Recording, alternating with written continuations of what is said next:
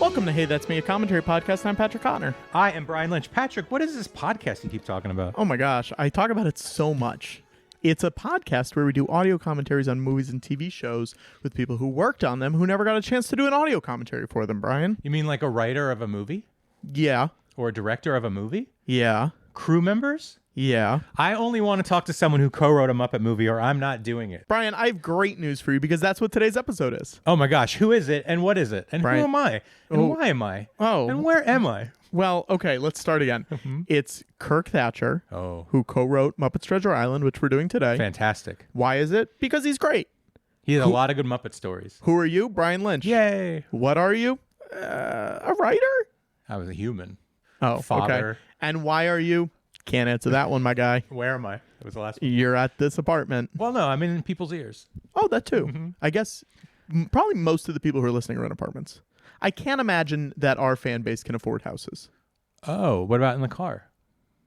I can't imagine that most of our fan base can afford cars. Well, I would also think that they wouldn't watch Muppet Treasure Island while driving in a car. I guess that's true. But why not? I don't know what the percentage breakdown is for people who listen to it like a commentary and people who just listen to it like a podcast. I listen to it like a podcast. I know you do. Yeah. I don't know. What do you prefer? I don't usually listen to it back. Oh, you don't? Okay. Yeah. Interesting. Because I lived it. Anyway, this was a fantastic one. Muppet Treasure Island is a totally unrated Muppet movie, I think. Yeah, unrated, uncensored. Underrated. I said underrated. I don't think you did. I think you said Did I say unrated? Yeah, you did. Well, you do see a lot of Kermit dong. That's true. Yeah, if you get the uncensored one, that's the one that we're doing the commentary for specifically. I just want it to sync up perfectly. You can watch it on Disney Plus, right? You watch it on Disney Plus. We watched it on a dual layer Blu-ray with Great Muppet Caper, so you can watch both of them on there. Why? Why? A truly bizarre marketing choice. Yep. And the cover is ridiculous. It's neither Treasure Island nor Caper. Yeah. It's just Kermit, Miss Piggy. She's holding a newspaper and it turns into a map on Kermit's side. It's awful. And it's the Pirates and Pigs collection. Yeah, it's pretty bad. Yeah, terrible. It's pretty bad. But why put two of your best movies on one disc? Why not make more money and like two separate ones? Yeah, I don't know. And also, which side do you use? Because one side of the DVD sleeve or Blu-ray sleeve has Kermit in his reporter outfit, and the other has him as Captain Smollett. So what do you do? What do you do? Well, the confusing thing is my Muppet movies on my shelf are in chronological order. Oh. And it's like very difficult because I put them in alphabetical order. So Great Muppet Caper is away from all the other Muppet stuff. Yeah. Well, that's psychotic. Except in the case of this double Blu-ray. Yeah, it's on Disney Plus. There's a fun behind the scenes making of thing. You can watch it on YouTube too. There's a lot of ancillary material for this movie. Yeah. There's a sing along videotape that came out.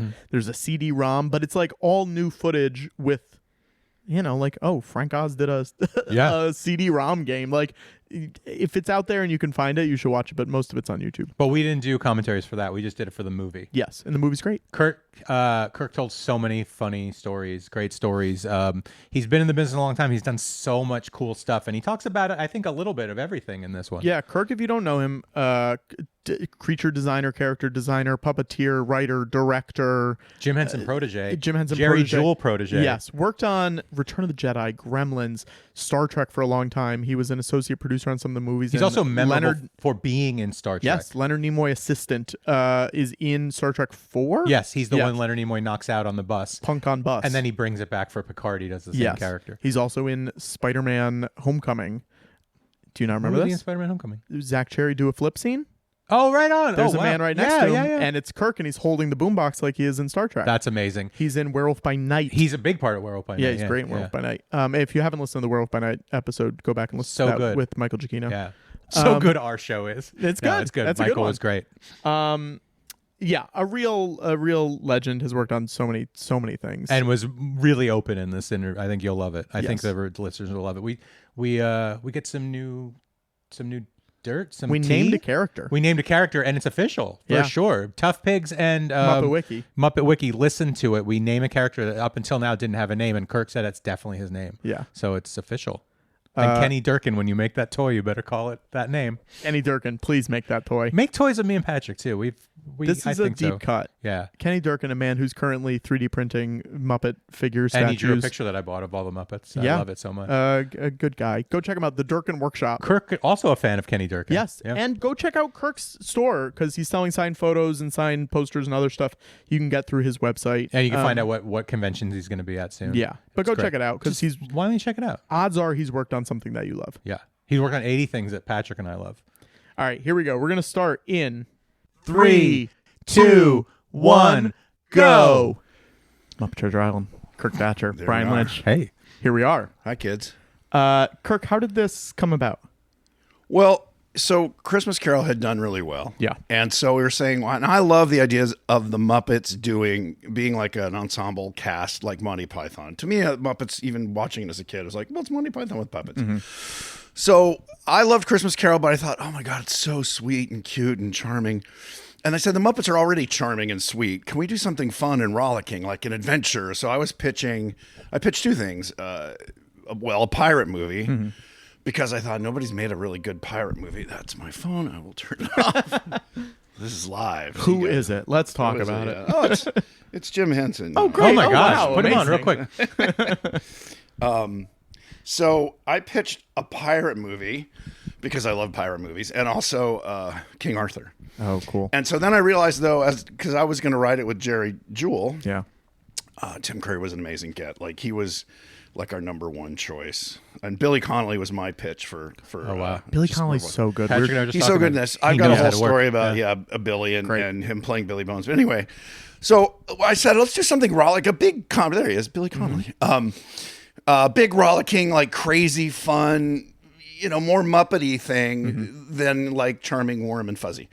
And those guys, Barry Mann and Cynthia Weil, I think it's the best Muppet score. There's a lot of all the music in songs. this is, yes. And it's funny because they wrote all these huge pop hits, like the Neon Lights Are Bright on Broadway, Crazy. and like Lionel Richie songs. So they wrote this stuff. They were like in the there's a famous what is it called, the Brill Building, I think, in New York, and they were part of that crew. Anyway, total side note: if you ever see the play about Carly Simon, I think it is.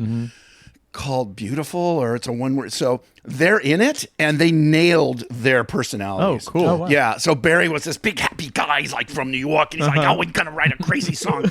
And then Cynthia was this urbane New York, like not socialite, because that sounds pejorative. I just mean just kind of very smart and educated, obviously. Reserved. And so they were this like frickin' frack Bert and Ernie kind of, but man, they nailed the song. I love their cool songs. Anyway, so we went around and around, and then I finally realized I was going to write this thing. The problem with King Arthur is that his best friend cheats on him with his wife.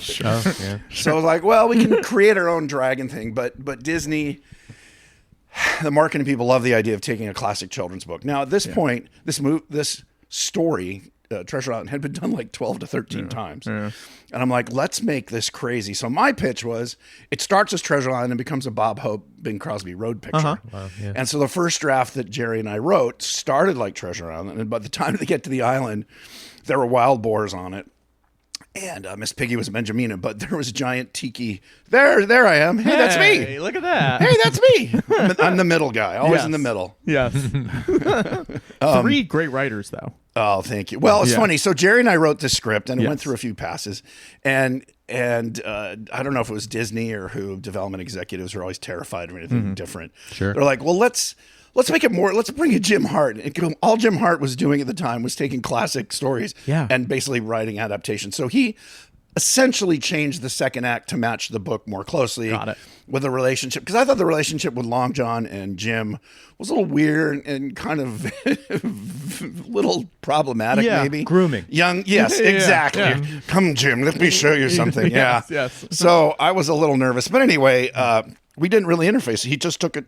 He took the script, did a couple passes, and then came back to Jerry and I. And oh my gosh, I love these sets. So John Fenner was our DP. Val Strazovic, our production designer, made these amazing sets. This is all shot in London. And there's Billy. Was everything on a set? Like, is there any Everything exterior? is no exteriors in the entire thing. Because some of the stuff later when they're on the island, It you're looks like, great. it looks Yeah. really Yeah, good. well, great production designer. And those British crews can make anything out of plaster. So one thing about Billy was, so we wrote it, because I was a big fan of Billy's comedy. So we wrote it with his voice.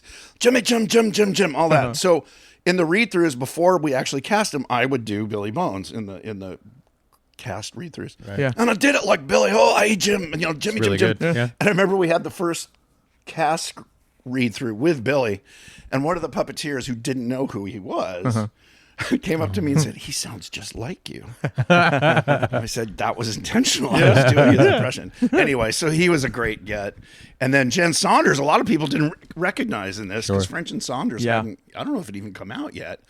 This was shot in 95, I think, 95, 96. So, and she's all uglied up in this. And I just thought she was a British comedian. I didn't realize, became a huge fan of Ab Fab. And there's Kev, who was such a sweetheart. How did you guys find him? Just casting. I think Brian looked at like 300 kids, and he was very comfortable on camera. He has gone on to have a pretty good career. He had his own sketch comedy show. There she is. So funny. Yeah. I mean that costume is so the big. big fat costume and the moles. And She's greasy basically hair. a puppet. Like, She is. it's Well, like a, we at the Muppets, we always said there are Muppet people, and Billy Connolly's definitely a Muppet. Tim is definitely. They're all. You try and cast people who. It's funny, serious actors, if they don't, and usually, especially British trained ones, just get right into it and play along with them. But ones who are uncomfortable, I said, the Muppets make bad actors look worse and good actors look better because, she just plays it like. I mean, any good actor, you just play with them, you look them in the eyes, and once in a while we get people who are not particularly. I love her. What do you think is the biggest mistake people make if they're not doing a good job? Pretending like they're in on the joke, like, oh, hi, Kermit, and that kind of presentational. Yeah. And it's funny because the Muppets are, from a presentation, or from, basically British music hall, at least the Muppet Show. And so people are like, well, Kermit, it just plays flat. Sure. Whereas if you play it, that set is amazing. Yeah, that exterior. So cool. So later on, when we blow it up, we literally almost singe the hair off our actors. Oh, my God. I love that line. I hate your life too. So all the weird, like off to Zanzibar, the Zanzibar brand, that's all me. Yes. That feels right. It's very me. Yeah, I'm definitely the guy. I was just recently diagnosed as ADHD, and I'm so all my quirks and everything makes sense. Why I think of like, what's the weirdest, funniest thing we could do? Yeah. I put a Star Trek joke in here. I try to do in everything. Yeah. Either Star Trek or Star Wars, and it's like. Off to brave, what is it? I forget. Explore strange lives. They say the whole beginning. Yeah. Yeah. Gonzo likes the sound of that. Yeah. So anyway, Is Gonzo your favorite? he and Pepe now. Okay. That's why when I did Haunted Mansion, I said they have to be the two leads because they're both not cute and charming. Sure. Yeah. They're cute and Pepe's They are not. charming, but They're charming. Gonzo's charming because he has an innocence about his obsessions. Pepe's a jerk, but Pepe was created. There's a whole other story. He's not in this, so I won't go deep. But I said, we need our Daffy Duck. We need someone who's a jerk who thinks the Muppets are stupid. And that's how Pepe came about. But anyway, he's not in this. No. what do you think he was doing? Local Does she theater do at the that? time. Yeah, there you go. So here we are, back to washing dishes. So Jerry and I wrote the first draft, and it was all about, like, originally there was no Jim Hawkins. They were Jim and Hawkins. And that was one of the other changes that I think Disney requested. We need a child in this so that children will like it. And I always hate that. Yeah. I mean, it makes sense in the movie because there was a kid's role, but they're like, oh, we need kids so kids will enjoy it. I'm like, I hated a movie where kids were stuck in to make you like it because you're a kid. I always thought that was false. Was there anything that sold you on it eventually, or even through production? I mean, it didn't hurt anything, and it basically we took his lines or their lines and gave them to him, and then made him. They were like a little Greek chorus. Yeah. So in some ways, it was a little more fun because he could be. And I get it structurally, like, okay, he's the emotional core, which he always was. And I think they get nervous. If you notice most of the Muppet movies, except for the first couple, like there's always a human. Yeah. I mean, if you look at the latest ones, especially the Jason Segel ones, like, oh, it's, the Muppets are featured in a movie about Jason Segel. Right. So anyway, I thought it worked. Yeah, I wasn't fighting it after, it was more like, we think we should do this. I'm like, okay, we'll do that. And then Kevin really sold it. I think our biggest concern was his voice was definitely a alto or something, and so we're like, oh boy, I will want to get something better. And we're like, oh God, our little boy's gonna go, oh, this guy's a girl in a short wig. Well, you make a lot of good jokes Yeah, about they that do too. do Like, that. I feel like that gets worked. Well, into that it. was me. Yeah. With Blind Pew, I can tell you are a little girl. Yes, Yeah. yes. So so writing all these crazy pirates was so much fun. And the song. So we just wrote kind of a paragraph, Jerry and I, of what the song should be about. Like they want, this is a classic Disney. I want a better life, and I don't like things are. But we put in, and this is what I loved it. We always kind of undercut it with a Muppet joke, as opposed to just deadpan serious. You don't want to cheer up Charlie from Yes. Willy Wonka. Exactly.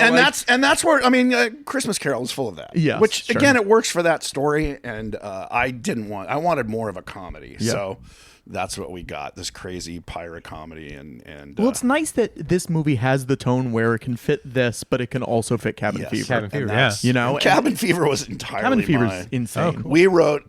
I wrote two versions of the lyrics, like what it was about, and then they took it and made it an amazing song. So I didn't write the lyrics that you hear. Yeah. I just said it's about this and going crazy and, haven't had, because in the book, and we'll get to it when we get there, but how does she bloody do that? I love him. He's so great. We became friends, and That's cool. Later on, about 5 years later, I was developing a sitcom with him, and he would be the lead.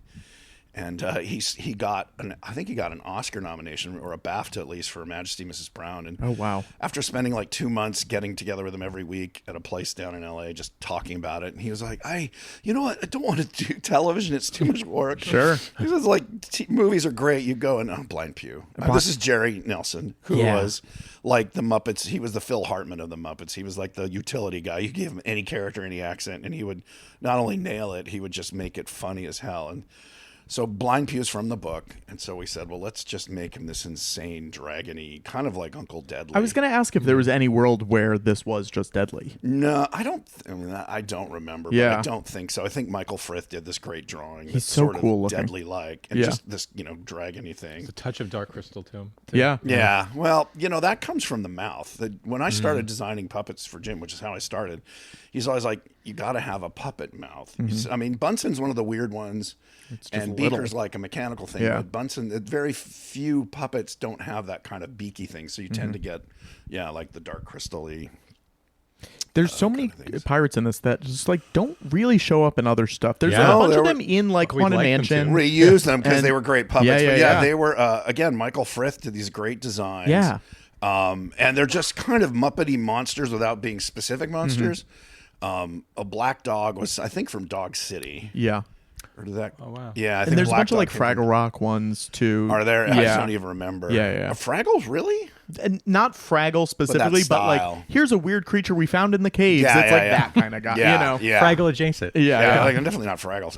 I was going through last night because I was like, what's this? Has this guy been in anything else? And thank God for Muppet Wiki because they have a crew of the Hispaniola page. And I was Yes. like, perfect. You're There trying we to go. land him for the podcast, right? Yeah. Yeah. Again, Blind Pew's doing next week. I love which is Billy's. I great. see it. I love this, and then the cat. Like he's incredibly great inside. Hey, you Yeah. cat. What He's just French because Jerry decided to give him this weird, so French, funny. generic French accent. when you think I of love Jerry, Billy's reaction here. It was like such a long take, and while you're watching, you're like, "Good Lord, this is." But not seeing what the camera's seeing. You're just you're on set watching. Oh, I forgot to say which voice I did. The Toby mug that said, "It was the last 10 times we heard it." Yeah. Oh, that's which is a great. caricature of Martin Baker, our producer. Oh, wow. interesting. Sorry, we jumped over that. It was I didn't remember the mug talk, and we watched JoJo and I watched it last night, and she noticed it, and it was like, Yeah. oh my god! So it's a caricature of Martin Baker That's as a great. Toby mug, I think they're called. And Yeah. then I did his voice on set, and then I looped it. Amazing. It was the last dozen times we held it. Anyway, I love this. I just love Billy. I wanted to do again. I tried to create a TV series with him as a mad rock star who's trying to retire and Oh, that's cool. and great. be a family man. Yeah, What I feel like Martin Baker was around forever. forever. He started as the floor manager Yeah. on the original Muppet Show. Yeah. What can you talk about him a little bit? Just like any. Oh, he's amazing. Yeah. He was lovely. It is lovely. He hasn't Yeah. passed. Well, He's not lovely anymore. Yeah. Well, I don't think he's working anymore. Yeah. But he had some health issues. But lovely guy, very much like he and I mean, my first two Muppet movies, he was the producer on. and unflappable. I saw the movie Shakespeare in Love. Oh, I love this. Jimmy, Jim. So Brian's like, I don't get it. And I'm like, well, I was doing to Brian's like, I don't get it. That was great. And I said, well, no, it's funny when Billy says it. It will be funny. Yes. And then, but you have to double down on it, or else you have to go, I'm not Jimmy, Jim. And then have him do it again. I love that. I don't know. I don't know what you'd call it, but just kind of overplaying the joke, and that is the joke. Anyway. And we're in the room with a dead guy, that was Jerry Jewell's line, because he's very classic. The Kissinger Muppet. book is so funny coming out. Well, that's an inside cut because his wife was our development executive. Oh, wow. Crazy. Or not his wife, sorry. David Kissinger, his son, had married Jim's assistant who became our development. At this point, she was our development exec. So funny. And, so we did that. Also, bulk of the treasure buried here is very funny. I love the money eyeballs. Yeah. Lots. So what was your process for writing with Jerry? Because Jerry had been around for a very long time. Jerry Jewell I was kind of I can physically tell you, he would sit at the computer and I'd pace up and down because again, ADHD, like can't sit still. Yeah. So we would start writing a scene and I would jump into characters, and then he would keep it classic Muppets and I would add the insanity. So we worked really well. But all the crazy stuff was me kind of pushing, and he loved it. I mean, he was like my best uncle, you know. Like, so we wrote it. I went up to, he lived in Mendocino, so I rented a cabin up in the Pacific Northwest, which, you know, the Runks, the Redwoods, and would go to his house at least 4 or 5 days a week and get there around 10, and we'd write till about 4, and we'd go out to lunch, and we're just working in his office at his beautiful house on a cliff overlooking the ocean, with, surrounded by redwoods. So it was torture. Yeah. I was there for about 3 months, and so he would sit at the computer, and we'd talk through the scene, and we'd written a long outline, and so we just started slugging in dialogue, and kind of we would refer to the script. There's a few lines in here directly from the book. So, and that was the process. I was kind of manic and I would improv a lot. I'd taken groundlings classes. So I learned that improving as a character in the moment really helped kind of keep the energy there of the reality of that scene. Sure. Sort of like reverse acting, you know, an actor then has to emotionally create it. And I'm trying to like, what would it be like? And then also just thinking of lots of physical gags. I think one of the things I brought to the Muppets was the physicality of the humor, as opposed to, I mean, having worked with television writers who worked on various things, and they kind of write Simpsons level jokes, which, you know, are funny radio plays. I mean, that's a lot of sitcoms too. It's just, it's really funny. You could watch it with the pictures off, and it would. Yeah. But with the Muppets, I'm always like, but you got to visualize it. You have to watch, and I'm a visual thinker. Yeah. So I'm a visual writer. So I think a lot of the physical gags, you got to throw them around a little bit. Yeah, they got to find the I mean, truly, you do. Yeah. Like, even, you know, you think back on the Muppet Show, there is a lot of throwing around, obviously, but so much of it is vaudeville era puns and jokes and like wordplay stuff. And I do feel like late 80s, early 90s, that's when it's like explosions and people jumping around and like, you know, they find the other stuff. Well, now that Disney's taken over and I've sort of segued out of it, I think they tend to write more like, we're writing, you know, sitcom writing, the physicality. And again, TV usually don't have the time to do elaborate physical gags. Yeah. But this was great. And this is all Brian, just so like the way to shoot this. Yeah, it was so fun. You know, we just wrote, they run around chased by the gunpowder, but he made it this great scene. It was really good kind of melding of everything with Jerry and I, and then Brian directing, and amazing. Basically, the crew he had in London was the people who had done Christmas Carol. That makes sense. So everyone had kind of worked together, and it was kind of a nice. So this is real fire. This is not CG. That shot there was one of the takes where we literally almost burned his wig off. Oh my god! I mean, there's this giant explosion that comes up. Yeah, and this is on a soundstage with real fire. And I was there for this, and you could feel the heat blast. Man. Yeah. It just feels scary to do that with a bunch of... Yeah, all your characters are flammable. This explosion right about... or did we just miss it? No, it's coming, because she runs out, and then it happens behind her. Some crazy treasure hunt. Yeah, you would just think with the flammability of everything, it would be like terrifying to have to do this. 3, 2, 1... Let's go. That's coming. But what about here we go. There we go. Right there. Yeah. She comes out. She's great. She always seems like she's enjoying whatever she's doing. Yeah. Anything she does. I love her so much. Yeah. She was, and There it is. There it is. Crazy. That was like the fire marshal or whoever the British version of it was like. That was a bit too big. And these sets, it's literally like one angle on a street, but you totally believe you're in all this was indoors. Can we just go to Jerry Jewell one more time? Yes, every of time course. I've seen, like, all my favorite stuff has his name on it. Yes, of course. And I have no idea what kind of person he was. Okay, here's my Jerry Jewell impression. Hey, how are you? How's it going? Okay. He was just very, I think there's on the DVD, I think there's interviews with the two of us. But he was just, when you call him or even just walk in the room, you go, hello there. And his name is Jerry Christmas. Jewel is Yule in Dutch or Danish. Wow. So I used to call him Jerry. Now that's Jerry Nelson, the puppeteer who did Blind Pew. Yeah. He had his SAG card, so we could use him. And he just made up this whole character.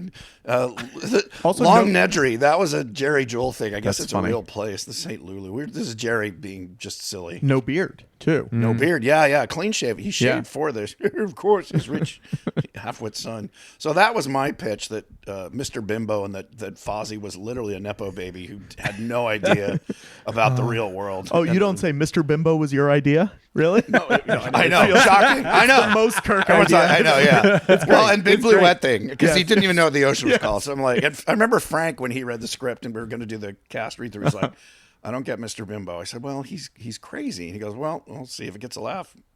And it got huge laughs because Frank won't tank something even if he doesn't get it. I'll give him a lot of credit for that. He'll cut. Oh my God, he's brutal. We call him the chainsaw. He'll come in and just cut dialogue. But on this, he gave it a shot, and it was really funny, and it plays throughout the movie. And then, of course, there's Dave as Bunsen. Yeah, we were. So when we're writing this, we're like, how do we squeeze everyone in here? Totally. This worked because there was the doctor, and we just gave him his assistant. We're like, all right. And then Fozzie Esquire Trelawney was fun. I don't know. It's fun to cast these things. Well, you don't want Bunsen and Beaker to be pirates. You know what I mean? yeah, Like, there's definitely, so many people like that where you're like, they can't be the bad guys. Right. Well, I mean, actually, most of the pirates were original, created for the movie. Yeah. Right. I mean, Tim Curry, we didn't create, but we could have. What I love is, I hadn't watched this in a while. I watched it again recently. My girlfriend had never seen it. And so Tim is so big, with, and his singing and just so, and she's like, he's like a Muppet. I said, yeah, he rose to the occasion and realized you can chew the scenery like a mofo, and it works. I mean, not that wasn't Tim's in his wheelhouse. We got to work with him afterwards. He did a bunch of voices for us before he'd done a bunch of voices for us on Dinosaurs. Oh, yeah. Before we'd done this. So he yeah. kind of knew us, and I'd known him, and he cool. became a definite friend of the Muppets, and he was at a lot of parties and stuff, and just a lovely guy. I want to go to a party with Tim Curry and Muppets. I know. And Kirk. Yeah. That sounds fantastic. Well, Tim, Brian would have these parties, and Tim would sing. They'd have like a little jazz, and Tim would get up there and do standards. Wow. With his great voice, and just like, this is just, it's kind of a moment. You're like, this is a moment. Like, this is the thing that remember this. If you put it in a movie, people are like, that never happened. Again, this set. I mean, this is all we got. Water. About 3 feet of water, 2 feet of water, Hey, that's Sweetums. That's my other podcast. and a full freaking boat. Yeah. I think the budget on this was like $25 million in 1995, 96 dollars. wow, which that's is amazing. not Really good. Yeah. Oh, yeah. For, No, for they 25 million. This looks amazing. Squeezed and that whole ship was real. It was on the water with gimbals. So cool. Yeah, This came out in what month? January? Oh, I don't remember. Let's take a I look. remember It might risking have my been life to get to the theater. It was snowy in New Jersey. Like, wow. Yeah, it was bad. But I did. I saw it opening weekend for you. Just for you. Thank you. I think I got that 10 cents. Look, I had I all didn't the, pay. I I had all snuck the in. McDonald's toys. That was wow. big for me. It's not a I competition, think I have a Patrick. set of glasses they came out. Oh, yeah. I have those glasses. Yeah. February 16th, 1996. So I wasn't doing anything It was Valentine's Day 96. weekend. Yeah, we shot in 95, came out in 96. There's a great story about the pirate list here was something that I wrote up. It's surprising. But, kind of the way he played Black Eyed Pea by, Wall-Eyed Pike, all that. I kind of wrote it like a poem almost, and it has a rhythm to it. Yeah. And I thought in my head, being, when you're writing, you're kind of watching in their head. I thought it was going to be a long dolly shot. And so when Brian shot with a bunch of cuts, I'm like, oh, and he said, we don't have enough room with puppeteers and everything to do a long dolly shot hitting everybody. Also, the timing would be a nightmare. So it works really well. Tim's great. A great costume, too. Just like. Yeah, that was Polly Smith, our costume lady. He's amazing. Look at him. Yeah. He's more Muppety than the Muppets. He really is. Yeah. Yeah. It's so cool that she's good at human costumes and Muppet She's costumes. an amazing. You know what I mean? Like that's such a skill. She could do feature films. Yeah. And has, I don't know if she's done, I mean, she's done every Muppet thing I've ever worked on. Yeah. No, she's amazing and such a sweetheart. I mean, that's the thing about the Muppets in general. When I started, I said I'm the new guy, and I started in 86, 87. Yeah. They'd already been together, most of them, for like 10. I mean, the new people of that time have been together 10 years. So by the time we're doing this, the people have been in the company 20, 25 years, not beyond the performers, obviously. So it was this great kind of, there wasn't a lot of BS politics. Everyone just kind of got along, which was lovely. And it's wild how much stuff they pumped out in that first like decade. Yeah. Really, like when you think about it, it's like 3 movies, 5 seasons of a TV show. You know, like Dark Crystal, Labyrinth, like all that stuff. So fast. Well, you mean after the Muppet Show? I'm saying like starting with Muppet Show, kind of going to like 98 or something. Yeah. Like before Disney bought them. And everything is still revered. Like every right. It's crazy. It's interesting as somebody who creates ideas that are not, mainstream or franchise ideas.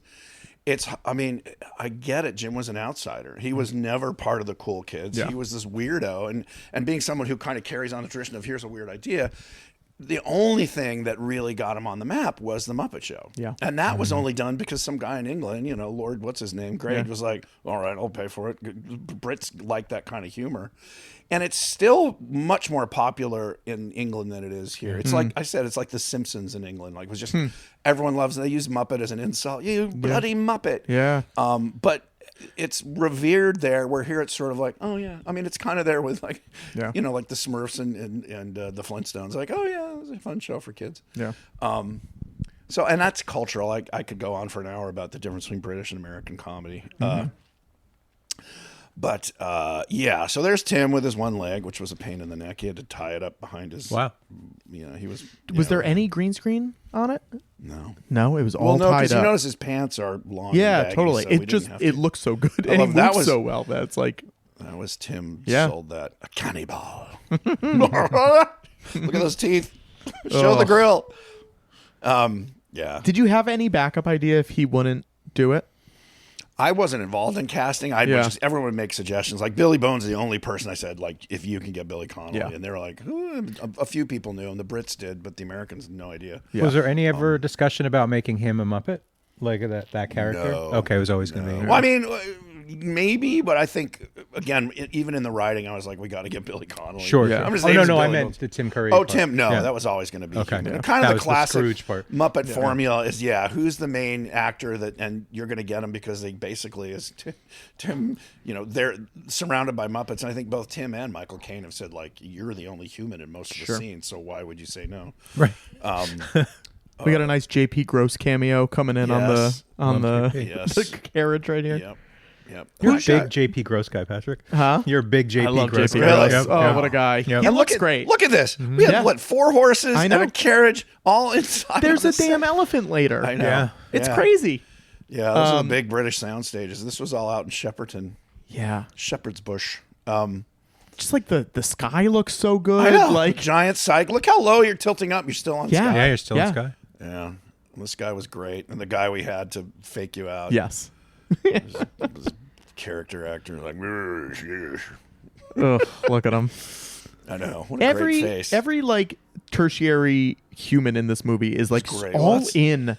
All the Yeah. human pirate guys are great. British casting, man. They Yeah. just have great actors who have faces, Yes. And I just read something online about like how come there's no character actors anymore. It's everyone's, Jack Black is the closest thing we have to. Totally. I mean, you get into older actors like William H. Macy or something, but they're really just good actors. But in England, you have 150 people to choose from. Yeah. And all the pirate actors, the like, didn't have a lot of dialogue or anything, were just great, and they loved it. I mean, you get to play more in a Muppet movie than you do in a regular film where you're playing a bad guy. This way you can overact, and everyone's like, yeah, that's perfect. Are there any characters that you never really figured out how to write for? Me personally? Yeah. Patrick, good question. I think Piggy's one note. Yeah. I don't think you get a lot of depth there.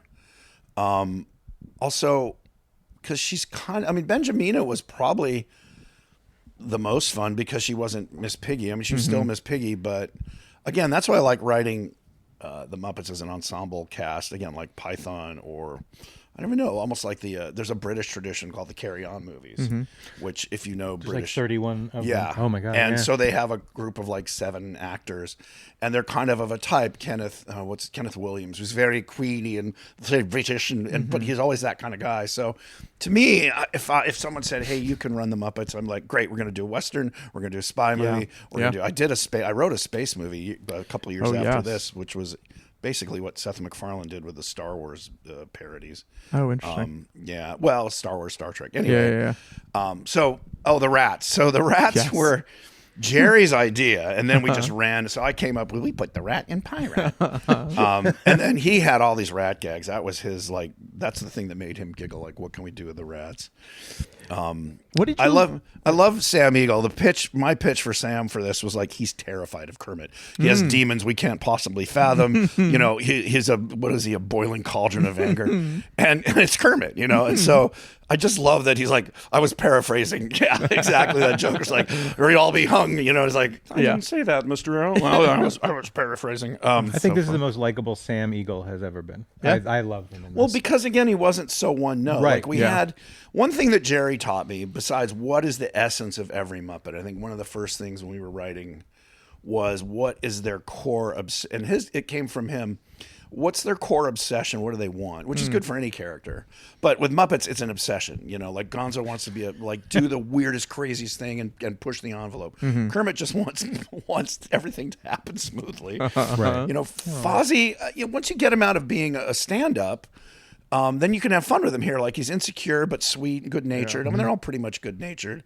So I think, but again, Piggy, when she's just being classic Muppet, she's just vain and selfish, and so it's kind of like one note. Yeah.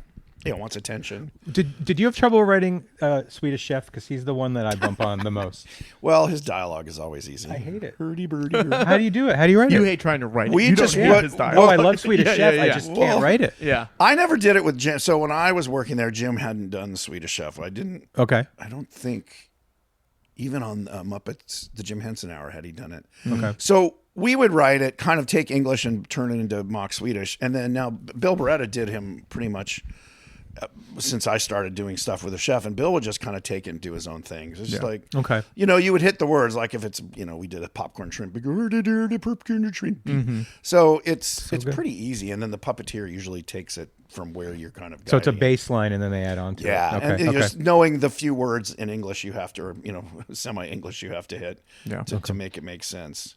Yeah, this was great. Again, this was Barry and Cynthia just getting it. Margaritas at the midnight buffet. They had so much fun writing it. We had so much fun working with them. Yeah. It was just this great, joyous experience. Yeah, those two as the figureheads. I mean, do people come up to you and talk about this movie? Like when you talk about the movie, funny. It's probably about 10. So when the kids who watch this between, like, I would say 12 and like 16 or 10 and 16 hit their early 30s, they started coming up to me and going, "Oh my God, that's my favorite Muppet movie." Yeah. And now they're in their early 40s, but it's weird because I'm like, what? Yeah. People who are parents with 10-year-olds, and they're like, my kids love it. We watch it. Yeah. But yeah, people. I love Mr. Bimbo. It's just so dumb. So most of these pirates were built. So that cockroach was done as a pilot that I did with Henson's. His name was Jacques Roach, and I designed him for the Jim Henson Hour. Yes, and then we tried to do stuff with him. So that's where he came about. A lot of them, like Short Stack Stevens, we hired a little person to play him. Polly Lobster was my gag. I said it shouldn't be a pirate; it should be a lobster because it was so stupid and weird. That's all fake. That's a miniature ship. Oh, wow. Yeah, now you can see the human. I didn't notice. There's a guy on. I know. When you see it on the big screen, you're like, whoa! And that was a little like weighted doll. Yeah. Wow. Those Here we miniature go. shots. All the good guys coming So up right good. here. Yeah. So, he was designed for this. Wall-eyed Pike. He was made for this. Polly Lobster, obviously. Mad Monty. Mad And Monty's Clueless great. Morgan. Clueless Never Morgan. really used Mad Monty again. The other Clueless is on Muppets Tonight God, a I little love bit. Clueless. Is he? Yeah. Yeah, Old Tom, yeah. So that was I just Dead Tom. love that joke. Yeah. Dead Tom. And then later we got to bring him back. Dead Tom's always been dead. That's why he's called Dead Tom. Clueless Morgan. I love him. Oh, and then big fat ugly bug faced baby eating O'Brien. Wow. So we wrote you got that in one. Well, I wrote it. So Headless Morgan. And we said I said it has to be a gorgeous woman. Yes. And it looks like yeah. She has one line. It's not even her voice. I love that. Angel Marie then. So Angel she Marie's was great. We used him again in Muppet. We've used him a couple times, but he was used in Wizard of Oz as one of the biker monkeys, the flying monkey gang. That was great. Most of them were built for this or repurposed. I think Michael Caine. There's a Michael Caine puppet who's one of the pirates. Oh wow. There was a caricature of Michael Caine. Yeah. And I don't know. Sometimes the shop would just build these things because we said we need a bunch of pirates.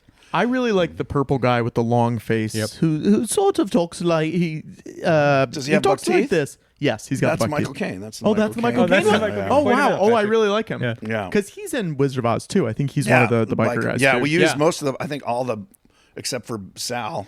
Yeah. Were all the pirates from this. Sal. Ugh. Sal Manella. Didn't Sal kind of pop up in the beginning of this movie? Yeah. Don't you see? Yeah, Yeah. right. He's Yeah. one of the, Chris. on the island. Yeah. I love Sal. Well, what's funny is he wasn't Sal yet because this was written before Muppets Tonight.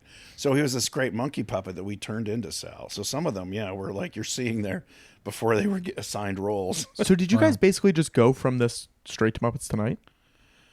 Or pretty close, I guess, because that was pretty 96 close. too, That was wasn't 96, and Yeah. exactly. This came out, and we had sold Disney or ABC, I guess, on doing it? Yeah. Yeah. I think the reason that kids of this era like this movie so much is they had like the sing-along tape and there was like a CD-ROM. There was like a lot of like ancillary stuff too.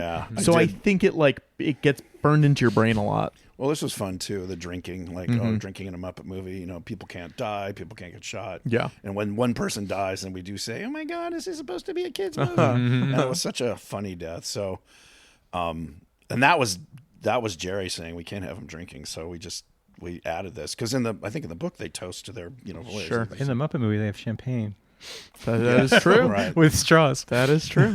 Man, you'd have to shuffleboard quite. You can do all the voices. I Amazing. do when I'm writing. Actually, I That's do because it amazing. does help you hear how the Sure. I've actually done what they usually call efforts, like Kermit or Fozzie or something, where they just need to go or whatever. I've done it, especially on the TV movies where they're not going to bring him in for that. Sure. So, nobody's caught it. If anyone caught it, it's Patrick. So Yeah, Patrick, yeah. are you? Oh, are you there's good? Sure. One of the puppeteers caught it. Well, he didn't catch. He's like, I didn't, because he didn't want to do this one thing. And I said, no, that's fine. So I did it. He's like, where is it? I said, no, we grabbed it from something you did before. Yeah. You didn't want to And do how it. to get the band in here is always so good. a tough thing. So that's it. You have this big repertory group of performers and puppets, and like, how do we squeeze them in? So this is great. I mean, you were around for a lot of the like major recastings. Yeah, and like well, we had Teeth to, and Janice obviously don't talk in this one. Right. Was that something like when did you guys go, okay, we got to have Teeth talk. We got to have like was there a during conversation Muppets about that? Tonight, I think pretty much, when we just like we got to give, Steve obviously took over Jim's roles of Steve Whitmire of Kermit, and like he did the chef and still did Rizzo. Yeah, and then as Richard passed and then Jerry Nelson passed, we just kind of it became like a company wide thing, and usually Brian was involved the most because I didn't really have input. The performers are such a core thing of the Muppets, and it's not a committee decision. It was usually Brian. And I guess I was just wondering, like, when you're writing it, is it something that you're thinking about? Oh, we can't give Janice anything, or we can't give Scooter anything. Yeah, because we hadn't cast them at that point. Yeah, sure. Muppets from Space, when Scooter has one line, Right? Yeah, it's like and they couldn't find anyone to do it. I remember they were. Well, I remember so Dave Rudman does them now. Does a great job. So good. Yeah. In fact, Scooter and Bobo is two of my favorite things to write because they're just like it's the immovable Bobo's the force. best. And the frustrated, and that came out of them we started it on the Hollywood Bowl thing, and it became this whole thing of like, oh my God, I just want to see a road picture with those two in the car. It'd be like Planes, Trains, and Automobiles. Sure. Polaris Point. This is all Jim Hart. This is right from the book. So Jim just put it back in. We're like, okay, it doesn't hurt anything. I thought, so as a kid watching movies, I was like, oh God, the second act. This is why Cabin Fever exists. I'm like, oh, it's just the worst part. It's all like laying out plot and it's boring. And this is what I was afraid of. Again, we don't do that much of it. And it is, obviously getting the plot across. So in the book, it said there's a point where there was no wind. It's called being clapped in irons. And they just sat there for like a couple weeks or whatever it is in the book. I'm like, let's do. Because a kid, you're like in the middle of the movie, you're like, oh God, it's all story. And, we're getting in the intrigue of the characters. So I said, let's say they get cabin fever because they're not going anywhere. There's no wind and everything. And then, so I wrote like two versions of, again, I said, it was just to give Barry and Cynthia, here's kind of what we're looking for. And then they came up with this amazing song. Yeah. And then I wrote all the gags, so they wrote the music, and I'd had written kind of gag suggestions. So they wrote them in. And then I wrote like, this is what we see, the coffin and all that stuff. So that was great, and it was just fun to be sort of humored in that. This dumb idea becomes an entire musical number. But again, I thought when you're a kid, it's just a lot of the plot stuff you don't like. This stuff, it's funny, but we get that Benjamina is his love. Okay, we got it. You don't necessarily care about like the character dynamics when you're 7 years old watching this or whatever, And it's a Muppet movie, so you're like, unless it's big. In fact, I don't know if you're aware of this or you've noticed it, but there's a huge fan base of autistic people, and I think it's become, or people on the spectrum, because the Muppets are very easy to read. Sure, where subtle human facial expressions and all that might be lost, and so I have so many fans who've come up and on talking, you can tell they're on the spectrum, which is fine. I am myself. Yes, and so I always said it's people on the spectrum writing for people on the spectrum. This was fun. I love how that's where having Jim be separate instead of those two being Jim kind of works, where we get their alienation. It's like, oh, he's in with the cool guy, and we're just kind of the, he threw a line out. Let me drag along the bottom. That's a Jerry line. So many holes in the floor of this set. All those guys were just like sitting there, and you're just like, oh, there's a hole there. There's a hole there. A boat is very dangerous. Yeah. Well, Clueless Morgan, Bill took on that role, and he did such a great job. So that's Kevin as Polly, and Bill Barrett is, and then obviously Jerry is Mad Monty. Yeah. And so they're not in the movie. I mean, in the book, at all. So we just made them up, and I think Clueless. Kind of made them follow their names. Clueless is stupid. Mad Monty's like insane, and Polly's just sort of like a henchman. They're also the designs are so good on all of them. They don't look like any other characters, Michael really. Frith, man. Yeah, he's the hero of all Muppet designs back to the original Muppet Show. He designed the band and Deadly and that guy's an amazing person. I was gonna say, when did he retire? Well, I think after Disney bought, either retired or got retired. Sure. He might have worked in the New York shop. I don't know. I just stopped. Yeah, but I think probably around 2000 to 2004, somewhere in that. I love this too. He's holding the hot thing, and he's like, I burned my hand. Kiss it or something. I love this. So poodly is what Gonzo's saying. Yes. I was like, Dave, where did that come from? He goes, I would tickle my daughter or something like that and say poodly. So he put that in the movie. Dave loves to put little like nods to his family in Muppet. That's a Very Merry Muppet Christmas. He talks about Amy the Dancing Brick, and his daughter was named Amy. Oh wow! So for years I would call his daughter Amy the Dancing Brick. That's amazing. When you're writing a TV movie versus a theatrical movie, what is the biggest difference for you? No difference. You just think, budget, you're like, okay, we can't have 700 Muppets dancing on.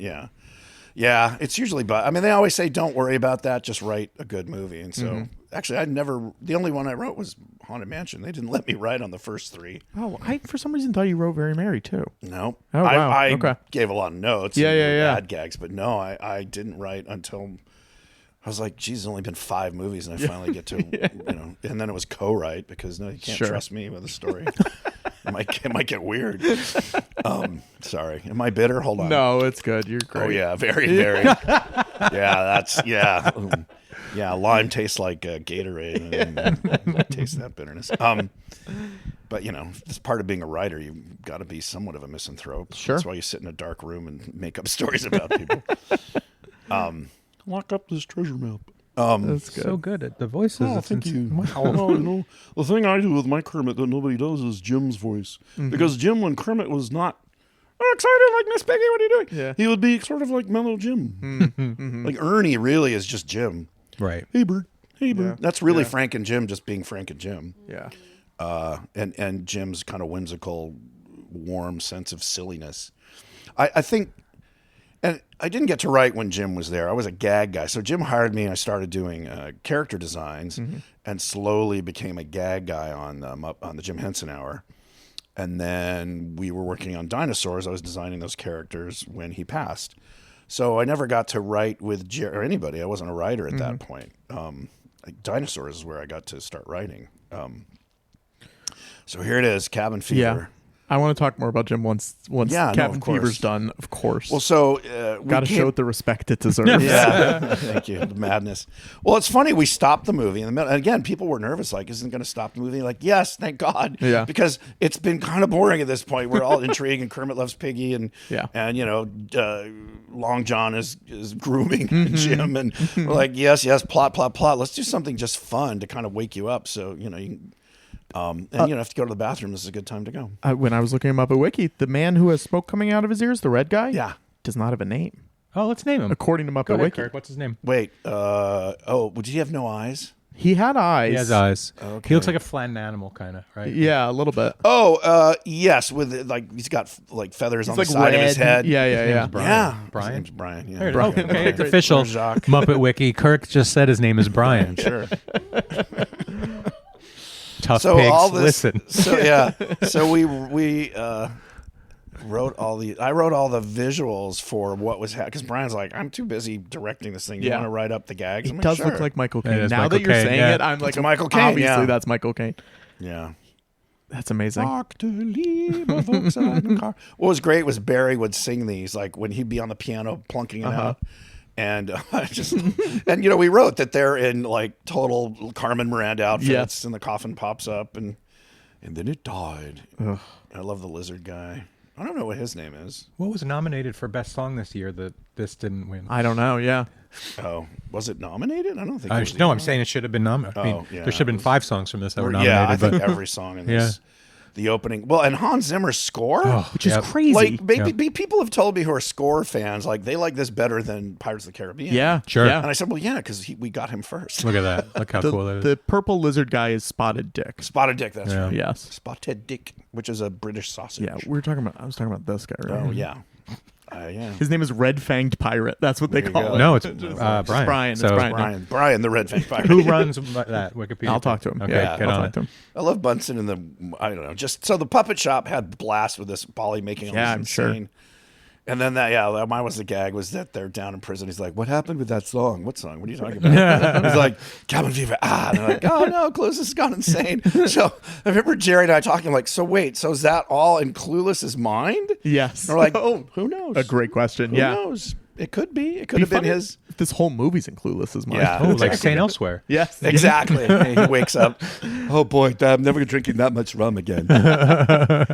What were the designs that sold you to Jim? Sold. Oh, well, okay. I mean, this is a backstory. I met Jim through actually the first Muppet movie director, Jim Frawley, his ex-wife. They were separated. They had kids together named BJ. She and I met on Star Trek 4. She was working for an effects company, Omnibus Able, and trying to get. She was like a headhunter to get job, make rain happen.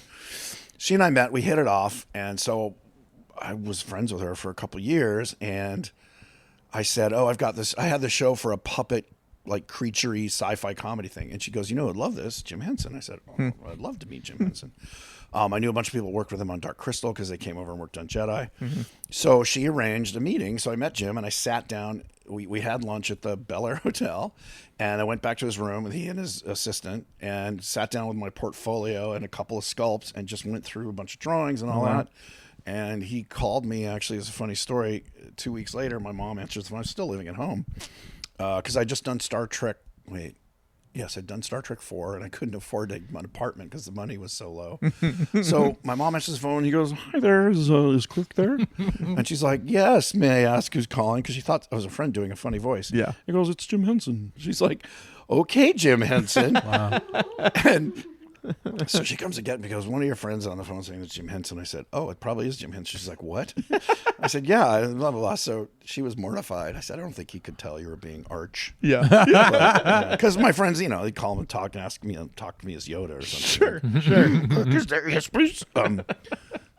We get fog tonight, sir. I love this. So this was Jerry and I, the idea of Sam having to check the ship for being leaky, which was great. Because in the book, he does, I think, send him off, but through a different method. I assume he does not come back. Yeah. Yeah. Yes, he does not come save the day.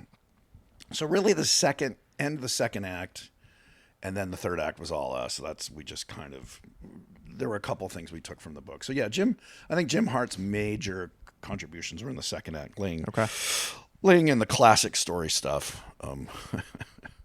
This was great. It's shot so well too. It's so great.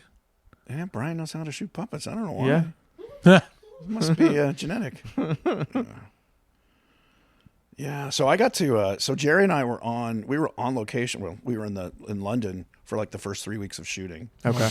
And there's a story about the script that was. I might have told you guys before, but I've told it. We had just done the production polish. Like, we'd meetings. We'd seen the puppets, so we were skewing things for what the sets were going to look like and what puppets we had and what Brian said. I can do this, but I can't do that.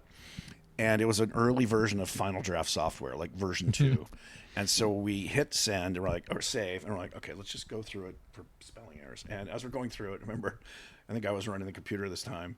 And at about page 5, suddenly dialogue started turning to gibberish, literally like somebody, like a cat walking across your keyboard. And I'm like, oh, that's weird. So I retype it, and then more and more it started spreading, and it was like a virus taking over the script. So we're like, oh God, what do we do? So this was a Friday. So we were starting to shoot on Monday.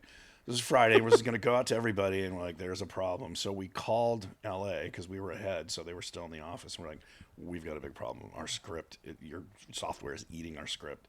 And they knew, they were very happy that the Muppets were using it. So like, okay, well, then they worked over on the weekend and sent us back.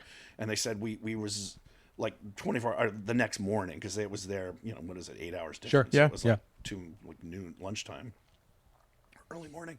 So Saturday morning, Jerry and I came back in. No, we didn't. We actually rewrote the script from the last draft that it hadn't fucked up. Excuse my French.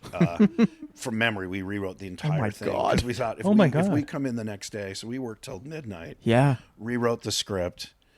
I mean, not the entire thing, but all the stuff that had changed because we had to remember all the changes and then put it to bed. And then, so that was a nightmare. Wow. But I will say the Final Draft guys, and I've used it ever since. They were very responsive and helpful. Did they figure out what the issue was?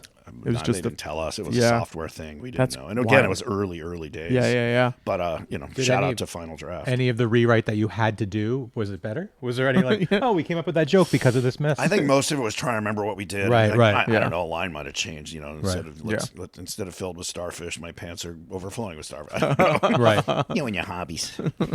He did Rizzo for Yeah, he's good. I can do Rizzo. Rizzo to me I end up sounding like Bugs Bunny. Yeah, okay. Well, that's a good Bugs Bunny. This is crazy.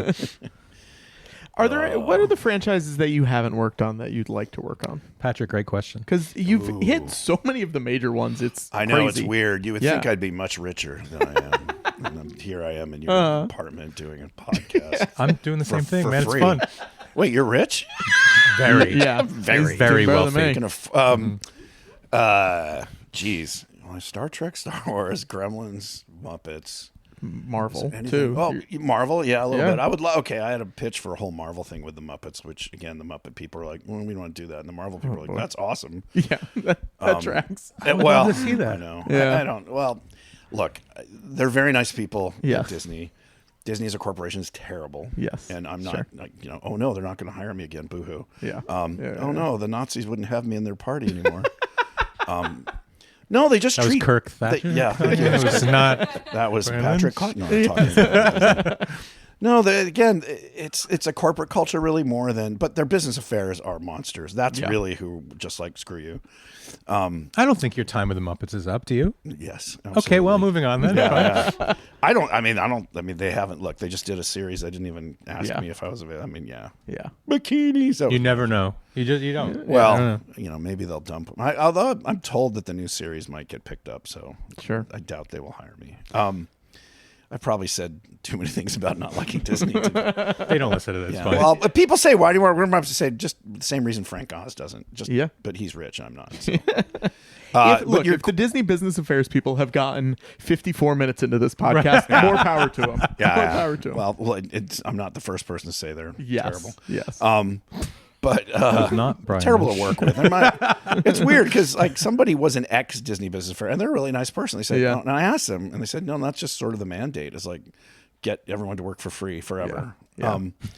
Anyway, we were talking about because this they movie. have all the characters. Enough about Disney. We're Let's talking talk about Mad Monty, and we're talking about Wait, there was some tangent. Would you do a Muppet Treasure Island 2 if they called you tomorrow? Like absolutely.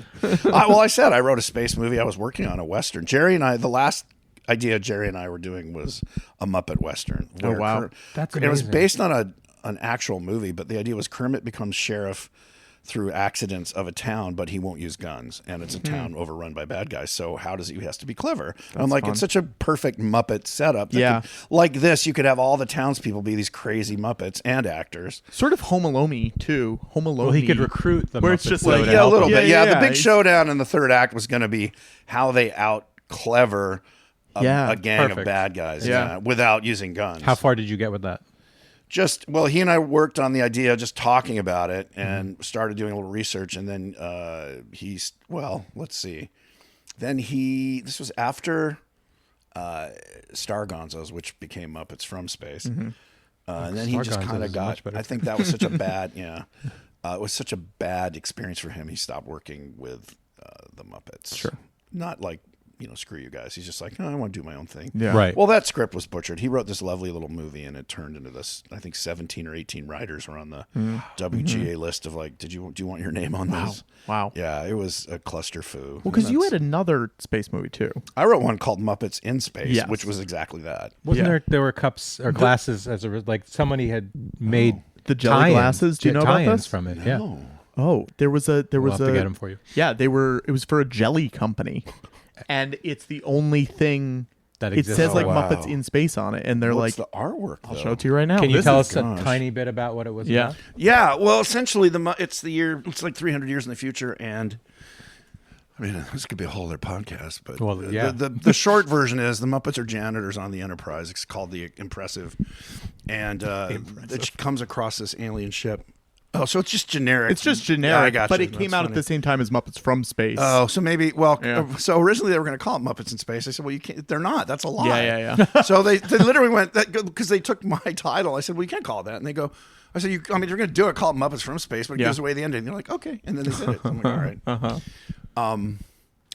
Anyway, it was about Kermit. So they beamed the Muppets aboard to this alien ship, and they accidentally press a button, and it ends up rocketing off to the other part of the galaxy. And Kermit is thought to be the savior of this race because it's a whole long story. Anyway, Well, we want to hear it. well, one of the gags was the aliens to show they appreciate something, they blow themselves up, which I thought was very Muppet. Oh, that's Right, funny. yeah. Like I explode with delight, and they would literally explode. Yeah.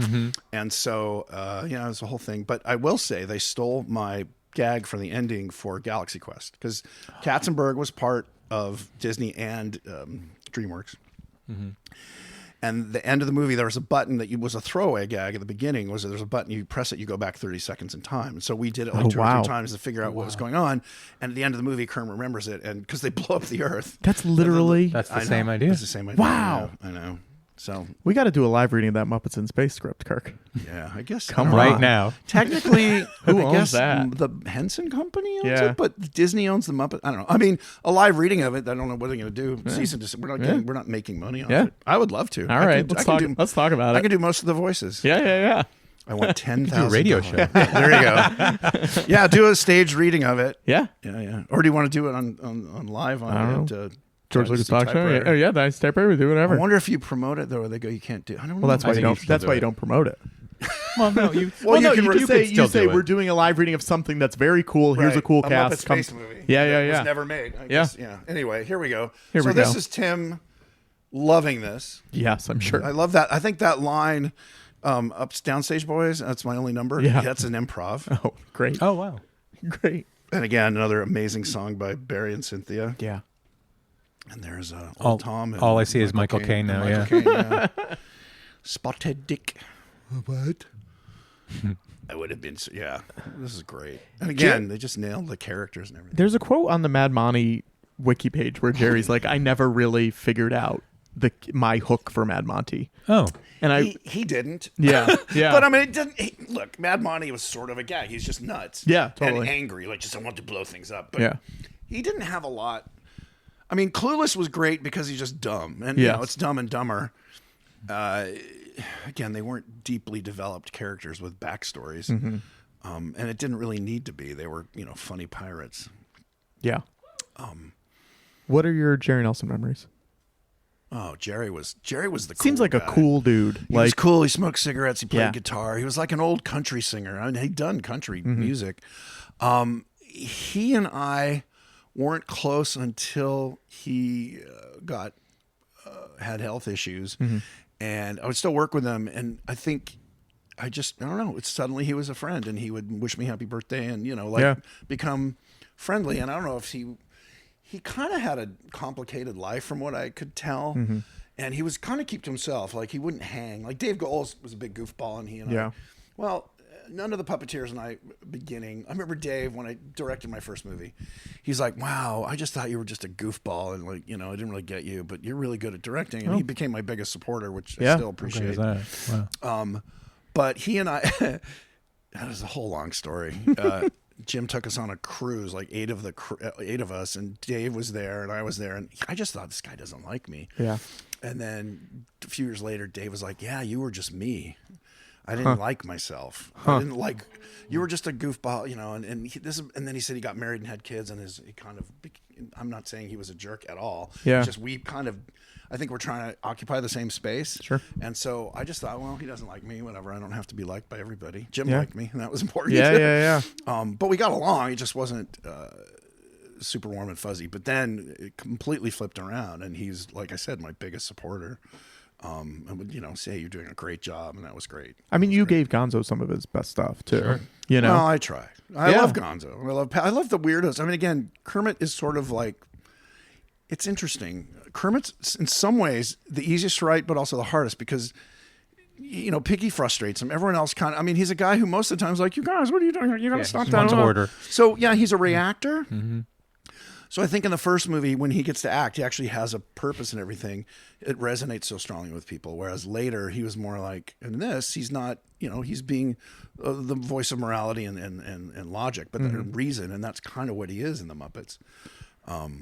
So, yeah. Anyway, I'm just blathering about everything. No, you should. What are your thoughts on New Zealand?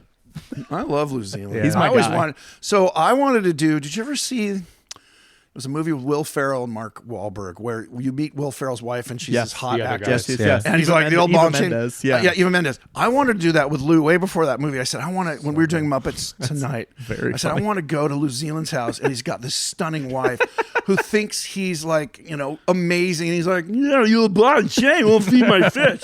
And she's like, oh, isn't he amazing? And they're just like, what? It's like Mark Wahlberg. Yeah. He's like, what's the deal? Yeah. So I love that gag in that movie. Like, I always wanted to do that. That's with Lou. really funny. And that he's just sort of this one-note guy who loves fish Yeah. and goofy acts, and he's married to this amazing woman who just finds him, remarkable. Oh, I love that. Yeah. And all the stuff we never get to do. Yeah. Muppets Tonight, you guys got to do a lot of that. We weird did. We didn't stuff, do a lot though. of backstage. It was more fun sketches. Yeah. It was a sketch comedy show, which I loved. Yeah. Yeah. Who were you most excited to get on that show? Oh boy. There's a lot of insane people, but Gotta then be there's also Prince, a lot of right? Trek I mean, people Prince too. was great. Yeah. Well, those are all cameos because of me. I mean, Yeah. Walter and Leonard and Yeah. Bill. And George too. George, yes. Yeah. I think George had the biggest role. Yeah. I'm sorry, Captain. I'm now the Yeah. I'm Admiral or whatever. George was great. They're Yeah. all great. Captain Kangaroo was fun. Cameos. I mean, it was weird. We wouldn't get cameos sometimes till like Monday or Sunday night late, and they were supposed to start shooting on Monday. Prince was on again, off again, on again, and then he wasn't. And then he came in, and he was super easy. But I mean, there's a whole bunch of stories with getting, and then we could not get a guest for one of the episodes. It became the guest star kept getting killed or something. Like it was Arsenio, I think, ultimately. But Christopher Darden's in that episode. Yes, Finally. That's a deep cut. Yeah, his one claim to fame. We've been waiting. IMDb. Coolio was fun. I mean, you never knew. So I mean, we got great people. I mean, we got Whoopi and what's her name? Pierce Brosnan was great. Pierce was amazing. He was so the people who were great to work with. Pierce. Garth Brooks loved it. Yeah. He and I think like 2 weeks apart, and just we hit it off. Oh, that's cool. Awesome. Pierce Brosnan loved it. There's a picture of me with him in the lobster costume and pointing to the script. And then, like he totally got it. He almost burned his face off. That was a whole story. But anyway, Pirates. Let's talk about this movie. Yeah. Spam. Oh yeah, we got sued. I was going to ask about that. Twice. Were you brought into the? Yes, I had to do a deposition. God, tell me everything. Literally, the question was like, was it your? I almost remember it verbatim. Was it your intention to besmirch? Literally, the word they used, the good name of Hormel and Hormel meat products. And I said no, it was a joke. Yeah. And I said that's why we called him Spam, not Spam. Yeah. So you get the joke, but we thought, and it turns out that the actual law is, could you confuse the consumer in the marketplace? Well, Hormel shot themselves in the foot because in their legal proceedings, they said, Spam is portrayed as a dirty indigenous, like, literally is like, oh my God, yeah, a native, filthy native pigs. And we're like, weird foreigners, right? Yeah, exactly. Yeah. And we even use that. Where it's like, well, no, they're not dirty indigenous. They're native peoples to this island, which actually the islands in the Caribbean did have wild boars. Sure. I mean, this all came out of, like, again, I like to take the reality. There's the elephant. Yeah. Oh my God. What's the elephant in the room? Literally. Yeah, but also if you're confusing that's on you. Well, and so we said, and so what's funny is, so I said, no, it was a joke, and that's why we call them Spam, so it wouldn't actually be Spam. And it got thrown out, and they brought it back. They tried to do it again, and the second time they're like, I'm not even going to consider this. But wow, Peter Shuby, who is our head legal counsel, has a leather-bound law case. I guess it's like the entire suit is in a leather-bound document. Oh, that's amazing. Or Hormel versus Muppets. Were you nervous? No. I thought it was ridiculous. You were just like, this is stupid. Shouldn't they have been smart and done like a tie-in? Like if they were that, like have the character be the face I of know. it. Yeah, put the face on the thing. Although then you realize, I think they don't want people to realize they're actually eating a pig. I mean, I feel like that's best case scenario with Spam. Yeah, I know. Yeah, there's more actual pig in this Muppet. Yeah. Flaubert was all Jerry Jewell. He loved the idea of having a pet anteater, and he named it Flaubert. So that sounds like me, but that was Jerry. It's kind of surprising that anteaters aren't more represented in Muppets. It's true. Well, 'Cause they can't talk. They can't talk. I guess so. Yeah. They'd have to be a little more like this. Yeah. There's really not a famous cartoon. There's a cartoon. There's anteater Arthur. with Pink Panther. Yeah, has Pink Panther. the blue one. But Anteater and Arthur's ant. one too. Yeah. Where the Jackie ant's Mason's doing? head. Yeah, exactly. I'm going to get you in. And the ant's like, not just like Dean Martin. Yes. Hey man, be cool. Let's bring them. So back. Benjamina was funny. We're like, well, there's this Benjamin Gunn. I said, well, let's make it Piggy. She's been marooned there. Yeah. And that sold, and that was great. And it gave her a reason to exist, and also to be like, I'm a queen. I mean, perfect. She's the queen of the wild boars, and they worship her. And there was a take where later on when Long John was and he kind of milked it, but he did one where he goes, where Sir Frank as Piggy goes like, hello, Long John. And then Kermit's great, right? Him too? Yeah. Was Frank on set for a lot of this? Yeah. Oh, okay. Yeah, Because I know Frank- some of those 90s ones he like dubbed a bunch Yeah, later. he was on set for all the Piggy stuff. Okay. Except for maybe like there's a scene where she's like in the background or something. Yeah. Yeah. And and Fozzie too. Yeah. Okay. I think when Frank couldn't be there, Kevin Clash would do his characters because he's such a great performer. And then Frank would loop it. But Frank was here for most of this. Yeah, after this movie, Frank was very rarely on set. He would come in for a day or two. I know on Muppets in Space, or Muppets from Space. Muppets near space. Muppets, somehow. Muppets around Adjacent. the rabbit hole of space. Yes. He came in for like 2 days. Okay. And Some of the lines I think weren't even dubbed by him in Muppets from Space. Is that oh, true? really? Yeah. I don't know. There's like, They didn't want to some- call him. Really? It's Kevin going. It was Yeah. we left Beaker back at the gas station. Bunsen, that's a line that's not. Oh, him. yeah. yeah. That's funny. Oh, yeah, but that's not Frank. Yeah. Yeah. We left Bunsen and Beaker back at the gas station. Fozzie says it, and it doesn't sound really like funny. Frank. Yeah. Right. Oh, I love this. That's great. You wrote a black spot.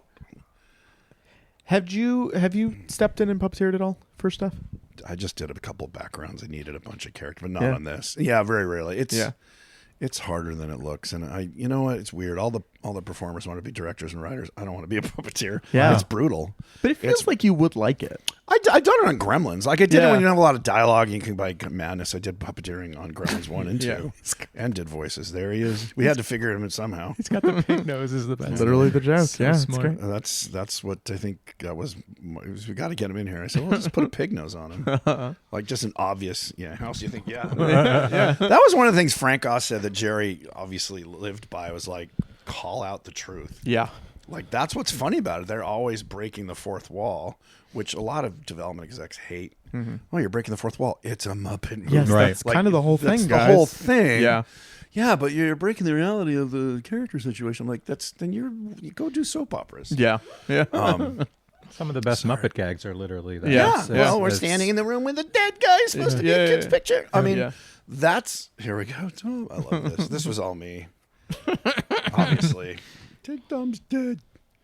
I think I can Dead say Tom's this. always been dead. I can say this now because the account got suspended, but my burner Reddit account, when I didn't want to comment under my own name, Right. was Old Tom, Dead Tom. Oh, nice. Why did you have a burn it rhetoric? If I wanted to be account. mean to somebody, Okay. and I didn't want it to Did say you my ever name on it. use it? Oh yeah. Oh, here's a joke that didn't make it. Give it to him. So originally I'd written, but I'm not even attracted to him. Yeah. Oh, that's And good. and some woman that was in the script or in the movie, and some woman was offended by it, so they gave the. I mean, we did we but shot the alternate. It's not even his birthday. It's still I know it still works. fairly It was- risque. Yeah. Yeah, but it's not as There were a couple lines that some woman in a screen is like, well, that's offensive. My 4-year-old, not And gonna the 4-year-old doesn't care. That's what's Yeah. amazing. Doesn't know. Yeah. I think Yeah. that's the best line reading the movie. Is this is for you. Yeah. This is for This you. is get. It's for you. So polite about it. You used a page of holy scripture. I love it. Again, Tim subtly acting. Rolling his eyes and showing his grill. He's just, look at that. Like if you made an animatronic Tim Curry, you couldn't get that much of a performance out of it. It is fun. It is Fall fun down on your knee. having the Muppets talk about the Bible so much. Yeah. Finally. Well, yeah. I think that's actually from the book. I'm sure he it is. did. Yeah, that feels like it's gotta In be. there. I love Bill's. Bill did this great ad lib here. You're a nice man and you're a handsome man and you're a kind man, and he's just like fawning over him. Here it is. It comes up here. Let's find that treasure. He's so Here it is. Oh, you're a good man. And you're a kind man. You're a handsome man. That was all Bill. Just It's so funny. you're precious. And, it was- What was Bill's breakout character? Was it this is the first one where everyone was like, "Oh, yeah, he's great." I think that's where he kind of showed his. So funny in this. Well, he was the dad on Dinosaurs, but he was in the the body. suit. Yeah, Right. yeah. So he didn't really. I mean, he got to show his dancing and physical acting skills, Yeah. but Clueless was his first. I remember Muppets from Space. Just he steals So the much whole Bill in that movie. movie. Pepe. Yeah. Right, he's so good. And yeah, I love Pepe. So do I. yeah. Well, and also, I mean, no disrespect, but he's one of the few performers who created new characters. Yeah. He's created like 5 new characters. Yeah. Where everybody else is doing, and again, they have to do, like, Eric has to do impressions of everything that Frank did. Yeah.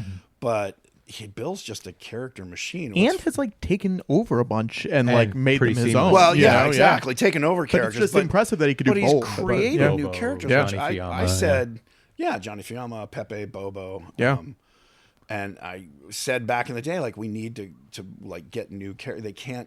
We can't be Disney with Mickey Mouse and Donald Totally. Duck. Even they gave up after 40 years. Yeah. And nobody, of course, we gotta button down the major characters. Like, all right, well then, it's frustrating. So Bill, I think, could be the savior Yeah. of the franchise, in that he creates new characters. I don't think they're focusing on new characters now. Yeah. It was interesting. I mean, so this whole thing with the two of them, again, this was me being a kid who hated the stupid love song, which, we cut out of Christmas Carol because it was so boring. and then they put it back in the director's cut. And it just kind of laid there. And also the set wasn't great. It was kind of shot with, they ran out of set. So here I said, well, let's do the love song with them hanging upside down, being tortured or, whatever. I think originally they were being tortured and then just became they were going to plunge to their death. And then when we're doing that, we said, oh, it would be great to intercut it with love, with the pirates and the love of treasure. Yes. So it a lot of the times you find it while you're writing it. It wasn't like, I don't think that was in the outline, but as we're writing the script, but intercutting it, and they did such a great job with the slow-mo makes it so funny. Well, also Love led us here, right back where we belong, and they're, they're all excited. So that was, again, me thinking with my 8-year-old brain of like, which is pretty close to my regular brain. Like, when I'm in a movie and it's a kid's movie, it's supposed to be fun, and then there's this love song, I'm like, oh, kill me now. Yeah. Probably because I'm uncomfortable with feelings, but that's why I write the Muppets, not soap operas. So I said, yeah, let's have it.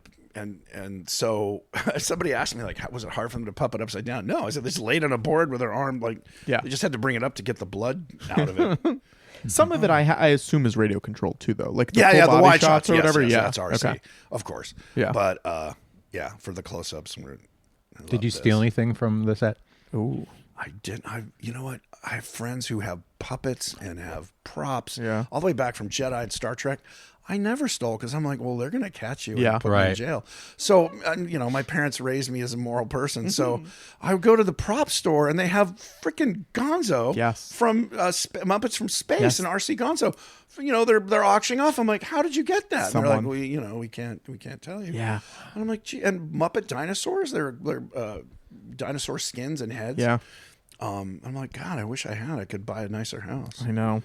Yeah, especially Jedi. I had people ask me, I had Han Solo's face in carbonite, and some woman was really interested, and she goes, was it screen used? I said, well, no, because the one that was on screen was wax. This was the lighting model to use to light it and set it up, and then we had a wax one that we shot with heat gun so it would melt. And then she's like, oh, okay. I said, well, you can't have the screen used one. It's like a puddle of goo on the doesn't floor. exist. It's like saying I want the screen used tote head from, it's gone. from Raiders. Sorry, it's a lady. pile of melted gelatin. Very much gone. That would actually be a funny prop, is just get a bunch of pink goo. Say, here's Tote's head. I love that hold and then laugh. It is crazy how much props are going for now. I know. Like if it's something you had thought about in the 80s, you know what I mean? I do have no one two knew. of the Federation glasses that were in that, so I have like dumb stuff like that. Yeah. But that's about it. I think from that I have a rock from the Ewok movie. Oh, that's fun. Or no, from Jedi that was thrown at the troopers. Little stuff, but it just looks like a foam rock. Sure. So if anyone has a lot of money, let me know. I have a lot of money, but I want a foam rock. I can't. Oh, find Brian, that. wait! What? I have the perfect guy I wasn't for paying you. attention. What That's right, you're rich. So so this was we went the hardest part of this movie. I know, crocheting a flag. The hardest part of this movie was figuring out the mechanics of this rescue because we kept going, well, they're here. Why wouldn't they know? And so this, in terms of plot mechanics, was the most difficult thing. And then having Sam be the ghost, which I believe is in the original book. I can't remember now. Or is it not? I don't know. Anyway, we came up with it that they're that part I'd have to go back and read the original book. To see if he does pretend to be a ghost. For some reason, I think that is from the book. But were you a fan of the book? Yeah, I read it as a kid. Okay. I thought it was fun. I mean, it was a little dry, but I mean, Pirates of the Caribbean is kind of what you want that kind of movie to be. Whereas the Stevenson's book was, again, it was written 120, 150 years ago. So for its time, it was pretty exciting, I guess. But and probably more realistic. We obviously were not worried about authenticity. Sure. I love that. It looks like he just dies. Yeah. Okay. So we did. That's what I mean. He's also in the book. He's a drunkard. Yeah. That's what they. It hints at this. Yeah. That's why. Well, that's one of the things we're like. So we went the other way. Kermit, like, there will be no booze on this ship. Yeah. I beg you. Is that RC right there? Yes. It was moving so fast. Yeah, and I know. So Well, it also has fishing line on his hands. Oh, okay. On his arms, so they're moving too. Yeah. What's your favorite puppetry filmmaking trick? Is there anything that you're like, oh, this Cowboy works every switch time? is always funny. When you throw a puppet and have it come up, and it works, and your mind fills in the blank. Yeah. That's because it's so easy. Mm-hmm. Let's see. There they are. See, so his hands, you can kind of see it in a couple close-ups, I think. Yeah. At least on the 4K, you can see the monofill on his hands. Anyway, yeah, that's the cowboy switch. Yeah. I mean, the bicycle ride, which I've never done that thing in the first two movies, is just amazing, and it blows people away. And it was like I said, it was high tech, no tech. Yeah. It was like, how'd you do it? We put a giant crane with a bunch of them in there on cables and electric motors in their legs. And it's like, or no, not even that. Sorry, the pedal, just the bike rolling, bike moved itself. Yeah. And so they were, I think, maybe in the arms and heads had an RC, but yeah. So this was fun. The song is the song, but at least it's ridiculous. Yeah, it's entertaining. Yeah, what you chose to do with it. Again, there's jeopardy as opposed to them sitting there just staring into each other's eyes, where they're gonna fall. I think Lionel Richie or somebody covered it for the album they released or whatever. Yeah, that's amazing. Somebody, I don't know if it was Lionel Richie. They knew Lionel, so it might have been. I mean, the intercutting between the two is like what this really is what- sells the Great. song. And it moves the story a bit. Yeah. Right, Yeah. exactly. But it's like love lettuce here. It's a great room. That looks so Look cool. at Tim, just delightful. That seems to be the thing that pops up from this movie when stuff is getting auctioned. It's like gold bars or the gold Right. coins from or this, whatever. really? Yeah, I feel like whenever I see something, I have some it's gold that. coins from the Pirates of the Caribbean movie Oh, because wow. friends of mine Alright. worked on You it. better return it, or you will be Yeah, cursed. exactly. Yeah. Oh yeah. Skeleton Kirk. Oh, that'd be fun. I'd like to be Skeleton Kirk. I'd finally be able to fit in my college days clothes. Yes. He's great. Oh God. I just love the way he's running. It's just so carefree Yeah. and hugging. Yeah, this was great. This is Do you have a favorite monster? Muppet Monster? Yeah, or say regular man- monster, I say whatever. man. Take I it love however man you is the want. I greatest love monster. mulch. Oh yeah, mulch is Mulchy, great. mulch. I love Yeah. Let me see. Sweetums is fun just because he's fun to, he doesn't do a lot, but I imagine outside it's of hard to make him Muppet do- Monsters, is that or just Yeah, sure, Muppet Monsters? sure. I love Frankenstein's monster, and Yeah. that's my favorite. I think probably second close would be Creature of the Black Lagoon. Yeah. And then I love Gremlins, not just because Yeah. I worked on it, because it's an original design that doesn't look like anything. And Yeah. I give so much credit to Chris Wallace for creating a creature design that doesn't look like anything. It looks like its own thing. Oh, we did Werewolf by Night with Michael. Oh, One of the first ones that we did was with that, and Right. people should check that out because you're great in that. Oh, too. so thank good. you. That's funny. I With the eyes, it's so one beautiful. one of the writers was like, "Oh my god, his accent is so bad. We're going to loop him." Right? No, it's and great. the producer was like, "No, it's fine." And then people in Scotland, like who live in Scotland, said, "You did a good job." Yeah. So I'm like, "Ha ha." Yeah. Writer who doesn't Take like that. you're not Scottish. Who's Scottish? They'd be like, "Oh God, I'm doomed." But no, people who are Scottish say, "No, Yeah. you did a good job." And again, Michael said he doesn't say he's from Scotland. He might have been born there and lived Sure. in California for 40 years. Or he's just doing a fun accent. Also, That's yeah, right. maybe he's lying. He's lying. Also, That's right. He it's doesn't his want people accent, to and you know did a where great he's job. from. Yeah. I love doing it though. I mean, ever since working with Billy. In fact, I ad-libbed some stuff that was sort of Scottish. Like, which one of these hatchet-faced beasties is yours? Which hatchet-faced and beastie are both Scottish things. And Like this looks so good. Like you would I never know. know that That that's was green not screen. I know, but it looks good. I know. Well, you know who we had was Tom. Thomas Smith did it, Tom right? Smith. who Yeah, was, yeah. He was my boss. Well, he was the boss at ILM when I started. Yeah. So he became an effects supervisor. So yeah. So again, like small world, like the guy who hired me. I remember being in his office and saying, "Well, we're going to give you $400 a week to work on Jedi." And what it was like 18 years later, 17 years later, Yeah. he's the effects supervisor on this movie. That's cool. It's a small world. It is. Well, yeah, the puppet world particularly, but Yes. effects back then wasn't as big because computers hadn't really taken over. So now when computers came in, suddenly there's a whole new cadre of people and machines and all that, where this was still physical effects. Like all those boat shots are little miniature boat, but miniature, it was like 18 feet long. It was huge. Wow. So it's scaled right. Little things like them having the anti-pirate symbol. Was that in the script, or was that the costume? For Oh God, I don't. It's love probably it. costume. That's the kind of stuff that they would do. It's so exciting to see them in like little Ghostbuster outfits. Yes. Yeah. We would write gags like that. I don't. To be honest, I don't remember writing it, so it could have been and Polly was amazing. She would sometimes ask, and sometimes just do it because it's Muppets. Like no one's going to say, "Well, that's not realistic." Yeah. It is funny when people do have reality. I mean, that was my biggest beef with particularly development executives, who shall remain nameless. But they're like, I don't understand. Why isn't it like which part of the talking pig and frog on a movie on an island run by? Well, you're having a reality problem with this small thing. No, I guess if it's a logic for the plot, it would obviously say yeah, but. Just dumb stuff like why does Mr. Bimbo have, how is he fighting? I'm like, it's madness. Stop asking questions about Mr. Bimbo, guys. Like, people had a lot of problems with Bimbo. Like, is he real? I'm like, what do you mean? No, he's crazy. He thinks. Yeah. I said, did you ever see The Shining? Yeah, I was gonna say no one had a question about The Shining. Well, did you guys know that Disney Plus has a 10-episode Mr. Bimbo really? backstory show coming out? Jerks, and they didn't hire me. Can't see, they won't hire me. M. Night is doing it. It's gonna be great. He doesn't get into the. I'm gonna do Mr. No, at the end of episode 10, he goes into I'm going to do Mr. Bumbo, and I can't. And it will be instead of a bear, it'll be a cougar. That's on Disney Minus coming. Yeah, Disney Minus. Yes, Disney Zero. Yeah, there's a lot of long takes in this too. Like these are great because the puppeteers just have a rod and they're going blah, blah, blah, blah, and it looks great. Yeah, there's one head. Oh, is there in this shot? It's Angel Marie. Oh, okay. And there's a head in front of Angel Marie. Right, yeah. Let's freeze frame and yeah. Point out the flaws in the movie. That's really what this is about. I love this Mikasa Sukasa. Oh yeah, that was my gag. The throwing starfish. Yeah. Jim Henson Hour. A lot of interesting looking characters came out of that show. Yeah, I designed some, but not too many.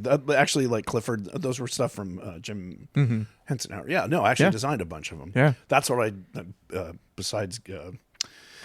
Waldo, Clifford and oh god, there's so many I can't even remember. The band, there's the whole band. Yeah. Well, Michael designed a couple of those. Here we go. Here's the head. There it is. Oh wow, it was literally it was fast. Yeah, it was very You're fast. A Muppet nerd. I'm a nerd. What are we gonna do? Sorry, deal with it, guys. This is an exclusive. Patrick is a Muppet nerd. Yeah. Boom. How quick into people meeting you, Patrick, do people know you're a Muppet nerd? I feel like it's within the first 20 I mean, minutes. I know. Yeah, which is your biggest nerddom? Is it That's a great question. Muppets, Star Wars, Ghostbusters? Ultimately, I think it's probably Muppets. Oh, for really? me, it's Muppets. I think it's probably Muppets. So exactly why I wrote Muppets in Space. Yeah. It was a big Star Trek, Star Wars parody with all the kind of gags that then McFarlane did in his Star Wars parodies. Mm-hmm. And so it kind of killed. Like if you read the script now, you're like, oh, okay. But this was, we had Aliens parodies and gags. Yeah. Did you have Pepe bursting out of anyone's chest? No, but I did have. Did that Queen. We did that in. Of course you did. The Pigs in Space thing. That's right. Yeah. Well, it starts like you think it's a Pig in Space movie, Pigs in Space, and then the Pigs in Space thing goes through, and the impressive crashes through it and bursts through the letters or floating in space, and it just knocks them out. Yeah. Oh, that's cool. Yeah. Well, it was cool, but it was fun. I love that. That was all green screen. I love Kermit's tattoo. Yes, just that. Yeah, I want a toy tattoo. Yeah. I think that was my gag. You should have a tattoo on his chest. I'm just going to claim all the gags. You should. You should. Yeah. Well, a lot of them, I remember ones that are specifically Jerry's, specifically mine. But I wrote Jerry a letter when I was younger. Oh. And he wrote back a very nice note. He told me I need to go check out Tough Pigs. That is true. That's how he ended it. He was this incredibly sweet, gentle, like a sense of whimsy. I would say I have kind of the more punk, kind of crazy, but he was like gentler. And if you hear, I'm doing Jim, but Jerry was kind of more like Orson Bean. He's like, hey, oh, that's funny. Sort of looks like Orson Bean too, a little bit. It looks more like shaved Santa Claus. He's very round. Orson Bean was very tall. All right. Sorry, I know my Orson Bean. Don't get me started on Orson Bean trivia. Do you guys know who Orson Bean's son-in-law was? I don't know who Orson Bean is. Andrew Breitbart. Oh my God! Isn't that crazy? That is weird. Sorry, hey, guys, Orson Bean fact of the day. Who's Orson Bean? You know who Orson Bean is. You would recognize him. I think the thing that most people saw, he was the leader of the cult Malkovich? being John Malkovich. Yeah. Before that, he was a guy on talk shows in the 50s and 60s. Oh, gotcha. Okay. And he kind of had a talk like this, Orson Bean. Yeah. And Jerry had a very similar, very breathy, light air about him. But a lot of the warmth and charm of the Muppets. And he wrote me a lovely letter. So after this, I wrote Muppets in Space, and he wrote Star Gonzo, which became Muppets from Space. And he read my script, and he said, this is great. It's very funny, but don't forget who the characters are and keep the heart of that. And that was his whole thing. And I took it to heart and I did a rewrite, and then they hired some other jerks to rewrite it, and then it sucked, and they brought it back to me. And then at that point, Sony bought the distribution rights, and so it got killed because Amy Pascal has no taste. Anyway, but that's just my opinion. Do you have a credit on it? You do, right? Second unit director. Yeah, that was how I got my DGA card. Oh wow! Okay. I did a bunch of punch up. I think one of the few jokes that stayed in there, "I'll smack you like a bad donkey." Oh yes. Oh no, that that's the best. That's a my good joke. one. Yeah, I think there's 2 or 3 gags in there, or at least that joke. And I shot a bunch of inserts and just small stuff. Yeah. That was a crazy production. So we both worked with Tim Hill. Oh, would you work with Tim on? I wrote Hop with Tim Hill. Wait, the was that CG Rabbit? He's CG yeah, Rabbit. I fought for it to be a puppet rabbit, and they wouldn't let me. What happened to him after that? He made a SpongeBob movie, and he made That's War right. with Grandpa with DeNiro after that. That was at SpongeBob movie. Yeah. He's done all right. He Yeah, works. it's great. He does It's more great. than I do. Every day on the Hop set, I would ask him about Muppets from Space. I'd have a new question. He'd be like, "Please stop, please stop." Really? I'm like, "Someday I'm gonna have a podcast." There, I can tell stories, but I won't. Yeah. Maybe when we stop recording. Yeah, when we stop Let's recording. go. Sorry, folks. Yeah. Shipmates, are we, Jim? Friends, So good. best buddies. Even just like this water looks like it's outside. Well, like it's I'm real just water like with, yeah, just a wave moonlighting. machine Yeah, or a wave whatever in machine it. and moonlighting. Yeah. little wind. Yeah, I mean it's all old school Hollywood, but also it's a short. What really helps in a lot of films, which makes them look quote unquote cinematic, is short depth of field. So everything's soft. So if there is a seam in the background, you don't notice it. yeah. And it's a lot of close-ups, I guess, Yeah, and too. it Like focuses that's your eyes on. It's Yeah. interesting filming Muppets. You notice there's rarely big close-ups because then you start seeing stitches in the felt and sure. and so I remember every time I worked with a new cameraman and they would get particularly Miss Piggy, they would be in like a forehead to chin. I'm like, no, you got to back up. They're like, well, no, I'm doing. I said, it just doesn't. It looks. Yeah. You can see the felt eyeball. Especially with high def now. So No you Muppet can do it with IMAX. actors. Yeah. But it's weird suddenly if you're doing like super close-ups on actors and then your puppets are always like, kind of a medium close-up. You start noticing it, but also they're small, so you can get away with it. But there's a lot of weird quirks about directing puppets, at least in that I think work and don't work. But who am I? What's your take on erasing arm rods? If it detracts from the shot, I'm for it. Okay. If that's at the bottom of the frame, I don't know. I mean, that was it's funny you bring that up because that was a big debate. Like, should we get rid of them? And Brian rightly said, if you get rid of some of them, you got to rid of all of them, or else suddenly they really jump out. Yeah. At this point, it's such a cheap, easy fix that I say get rid of them. I mean, here we go. I don't know where we shot that because I wasn't there when we shot this. So I don't know because that's outdoors. That is not The lighting, like Maybe specifically. no gains with the body. have to ask Tim. That's so I have good. to ask Tim, where did you shoot that?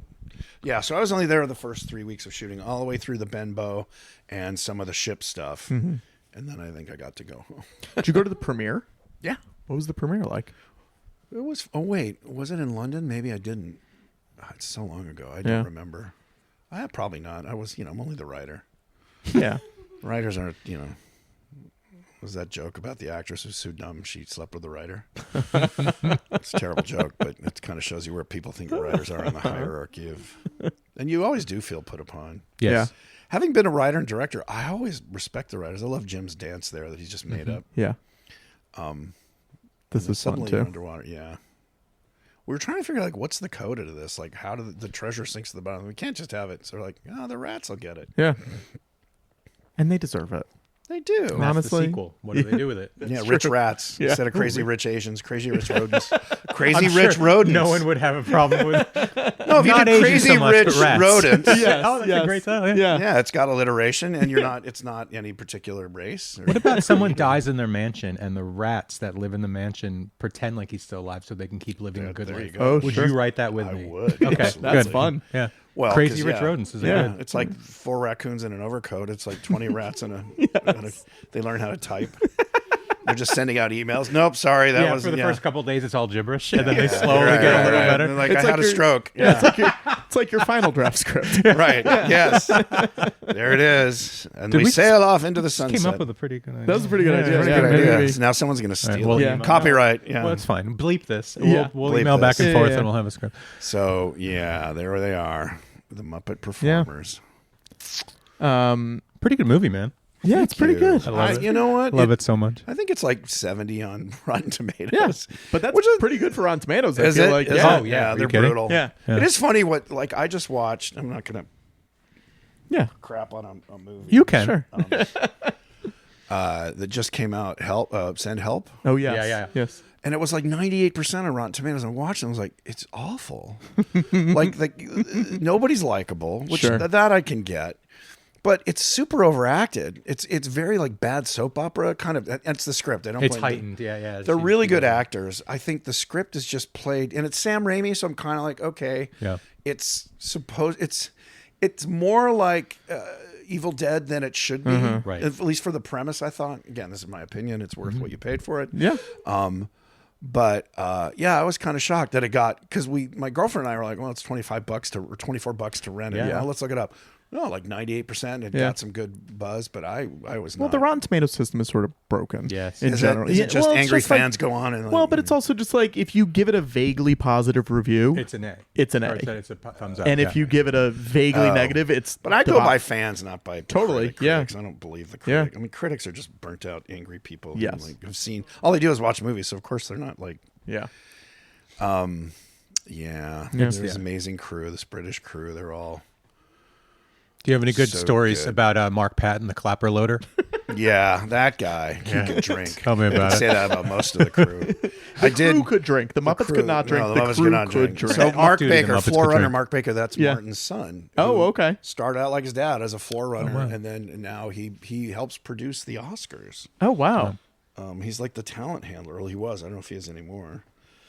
Let's see. I always look. I love draftsperson Toad. Toad. from the X-Men. Good for him. Yeah, blah, blah. Played by He's two a different. triple threat. There we go. Here's the Muppet peeps. Yeah. Mark Fred Buckles, been around forever. Freddie Buckles, as I Yeah. used to call him. On-set tech. So these are mainly Jane Gutnick is American. Yeah. Larry's American. Pete McKinnon, Tom Newby. So would those be the Muppet The Wranglers, Wranglers? and the Yeah, yeah. the fixers and the builders. There you go, designers and builders. okay? I love this. Yeah, you wait to hear this one. That was great. So we have like 3 codas to this movie. Just Yeah. But I was like, we can't just have the treasure like not. I mean, that's terrible. Right. Jason Weber's like running Jason's just the amazing. Yeah. workshop now. Yeah. Additional. Here we go. Here's Louise a lot Gold. Of, a So lot of, many, yeah, wow. a lot of British. Dave Chapman. Oh yeah. Pat So the Garrett. Muppets So can't these- drink on camera. Dave but, Chapman won but a BB-8. wow, Yeah. that's He's a true. BB-8 pup Who too. off duty? Bobby Tigner, Which yeah. Muppet is probably the biggest drinker? Ooh. Yeah. A great question. Out of this cast or no, out like of all of them? in the world where the Muppets are walking around, the rap party. Which Muppet gets the most drunk? Oh wow. I mean, And who can hold his liquor? could be Piggy. No, Feels I'd like say Piggy Gonzo. might. Or Rizzo. I think Yeah. Rizzo. Yeah, Rizzo. I'm thinking like, who's the secret? Well, the Swedish chef. He actually Oh, speaks that's- English. oh my He's God, that's drunk great. so much. He Yeah. just How great would that be if when he's drunk, he's completely understandable? Yeah, yes. exactly. Hans Zimmer, songs arranged. Unbelievable. Yeah. Music's Kermit can't hold his liquor. Not at all. Kermit's not a big drinker. He's tiny. He's Comes little. out. It ekes out his pores because he's a frog. If he sat in a bathtub of beer, he'd get drunk. Yeah. But if you lick his belly, you hallucinate. You So that's do. weird. That would be a great Piggy gag. Piggy's just tripping. He's like, I told you not to lick my stomach. I've written an R-rated college comedy where a guy goes down, or an animal goes down on a frog girl, and then hallucinates. Oh yeah. That's Wow. a puppet movie, right? I don't even go It's a there. puppet movie. No, right? no, it's animated. Oh, it's animated. Yeah, Oh, it's I thought called it was Wild puppet for Animals. some reason. Yeah. Figurines. If you've made it this far, you gotta. You're getting some good stuff. Here we go. Thomas G. Smith, plate unit, Yeah, director. directed the plates. What did you learn from this movie? Like when you think back, what is your biggest? It was the first Muppet movie I saw being shot, where I was there for three weeks of it. So I'd done. I mean, Dinosaurs was a different animal, so I learned a lot. I mean, I'd seen shorts and stuff. I'd been involved in some, but watching the scale of this, because when we were doing Christmas Carol, I was doing Dinosaurs. So I learned a lot just about like framing and shooting and what you have. I mean, I knew about holes in the floors, but just the whole gestalt of setting it up. And, ever since then, I haven't been on anything where we had that much money. Yeah. All the TV movies I did were much smaller budgets. And so, it was kind of like, how can you pull this? I mean, I did Wizard of Oz as a musical with puppets for $8 million. That's crazy. Wow. And I mean, it was. And that movie looks cool too. It looks good. like the holds production up, design yeah. of that movie is very cool. Yeah, we had some good guys on Yeah. it. And we just kind of knew where to cut corners and how to cheat. And I remember the producer there was like, wow, you really, you know how to do effects films. I said, I know, but because they're Muppets, nobody cares. Yeah. Right. Like I keep trying to get on the Star Wars series, Sure. like Mandalorian and all that, because I know effects, I know puppetry and all that. Yeah. And, instead they hire Ron Howard's daughter, who's an actress. So, special thanks. So Ellis Flight was Brian's wife. Bill Haber was the agent. So was John Levitt. Lucy Baker was Martin Baker's wife. Great. And Alex Rockwell was a development exec. Yes. So that's all these names, like special thanks. And Alex Rockwell was married to David. Still is, Kissinger. yeah. They Yeah. had like 5 kids together. Oh, yeah. wow. Yeah, she's great. She was Jim's assistant when I started. We started like the same week in 1988, full time. Yeah. And she went on to be a producer and everything, and I've stayed writer director. She's great. She does a ton of stuff with the Henson Company still. A lot of the kids shows. I just call them the Happy Color shows, where it's for 5 and unders. And it's like, let's learn letters. So it's like low hanging fruit. Well, this was great. Thank you so much for doing this. Thanks for having me. Very- Can I have more bourbon now? Yes. Hang on Oh, one by the way, second. everyone listening, we are drinking like fish. Hammered. Every time a We're Muppet, the Muppets that every get time a hold Muppet was on screen, we took a drink. So I don't even know where. Hope I am. you enjoyed it. Hurdy-burdy-burdy-burdy. Bye, everyone. Good night. Muppet Treasure Island. That's my favorite song from Muppet Treasure Island. Is What Muppet is your favorite song from Muppet Treasure Island? Cabin Fever? Yeah, it's got to be. Yeah, for sure. Cabin Fever is in my top 10 Muppet songs. I'd maybe put top 5 for me. I'm not going to argue this. What's your favorite Muppet movie related song of all time?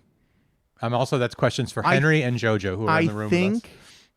I think it's, and this is not a popular opinion. It's fine. You I have think to it's be, Happiness Hotel. Oh, no, that's up there for me too. I think love it's it so Happiness much. Hotel. Henry, what's your favorite Muppet song from a Muppet movie? Happiness Hotel or Moving Right Along. Either. Okay. I can't choose. Fantastic choices. JoJo, what's JoJo? yours? JoJo? Probably Rainbow Connection. That's mine. I think Rainbow that's Connection. yeah. I think it's better than any song. So I think it'd Yeah. have to be. But moving right along, and man, can you picture that? Can you picture that? It's pretty good. Yeah. And the Gonzo song. Yeah. Jesus. I'm going to go back there someday. Yeah. Didn't hit me until later in life, though. Yes. As a kid, I was like, can we fast forward through him? Have you seen the new Gonzo video where he sings Yeah, that? it's beautiful. It's beautiful. It's beautiful. Dave And they did Grohl's it- son directed it. Dave and shot Grohl's it. son. That's Yeah. right. What'd I say? Dave, it sounded like you said Dave Grohl, but Oh. you said it right. No, I said it right. Also, he did a great cover of it for Muppets from Space. And it's on the soundtrack. Oh, yeah. Yeah. What a guy, Gonzo. I love Gonzo. Yeah. He's going to be a big star. You think so? Uh-huh. I can't believe you got this guy to come and do commentary with us. Who's your favorite pirate in this movie? That's Oh, not Long John Silver. Clueless. Clueless. Oh, I love Clueless. Yeah, Yeah, it's he's so Clueless. funny in it. Clueless is really good. I also like the guy that looks like Marlon Brando because every time he's on screen, I go, he was hired for that one joke. Yeah. By the way, does it perfectly. Yes. And still is funny throughout. Like Yeah. he does faces that we are got great. it. Oh man, when we go to London together, if we ever go to London together, Yeah. we should get all those guys. Yes, that would be great. But also, my favorite pirate might be the new one that's named now. Like you Oh, find, sure. Yeah, you'll see who it. We can get- people know we can by get now. him, too. People know by now. It's Brian. Brian. There's a pirate puppet Muppet named Yeah. Brian. Yeah. Everyone loves him the most. His name's Brian. Brian. It's pretty good. Yeah, it's official. It's official. Yep. With an I. Definitely with. Thank you, Henry. With an I, not with a Y. With an I. That's it, right? Who's your favorite pirate? Was it? Oh, I talked Clueless? about it. It's the Michael Caine Oh, it's a one. Michael Caine. We found out it was Michael Caine. Yeah. Because of this.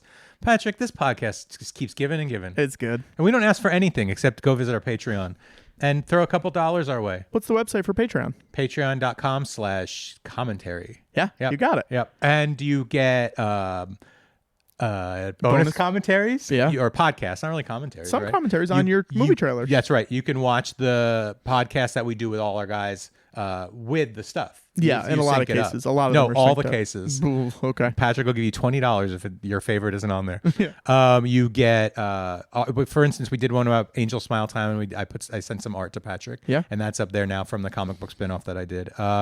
Yeah, you get a lot. You got feet pics, Henry drawings. Yeah. When Henry goes to sleep, I'm We'll going to tell you download some who's of them. coming up, Yes. and you can submit questions if you want, and we'll ask those questions on the air Sometimes. sometimes if we remember. Well, we'll remember. There's them. one that I forgot. Oh, who was it? Do you want to ask me the question? It was What was it? I don't remember what it was now. Oh, that's great. It was a Michael Van Os Hey, none one. of us said for favorite song something from Muppets Take Manhattan. I mean, Together or- Again is good. I like Saying Goodbye. It's great. Yeah. But so is Hey, a Movie. And we didn't Yeah. mention that either. Yeah. And so is Together Again. Yeah. And so is things from the Muppets, the new ones. Yeah. Pictures in My Head. Is that the one? I was thinking Life's that. a Happy Song's great. Yeah. I like mean, Life's a Happy Song more than Manor Muppet. Yeah, I would agree with that. Yeah. And then the funny one, I like the Constantine, the next Oh movie. yeah. I like the Constantine, Give it to you. Ricky Gervais one. I think is really Give it fun. to you. Yeah. And what's no, that's not the song I like. I like the You're Number One, I'm Number Two. Oh sure. And I love the Ty Burrell, Sam Eagle. Yes, the song. Ty Burrell That's song is probably my great. favorite one. Yeah. A lot of Muppet stuff. You know what? Maybe because I love them so much, there's not a bad Muppet movie. What do you think of that? I think that's true. Yeah. I'm not even gonna say what my least favorite Muppet Of movie is. theatrical. Yeah. Don't do it. Don't do it. Why do it? I don't know that I have one that I'm like I think don't know want to your watch least that. favorite is Muppet Christmas Carol. Oh yeah, I guess that's true. Yeah. We didn't mention any songs from that either, did we? I do like Kermit's One More Sleep Till Christmas. Yeah. And I like Here Comes Mr. Scrooge. Yeah. that's so good. I like Marley and Marley. I actually like When Love Is Gone too. Kirk doesn't like it. Yeah. I think this is a really pretty song. I like Marley and Marley. Marley and Marley's good, it's says pretty Henry. good. Look at that. We just like everything Muppets.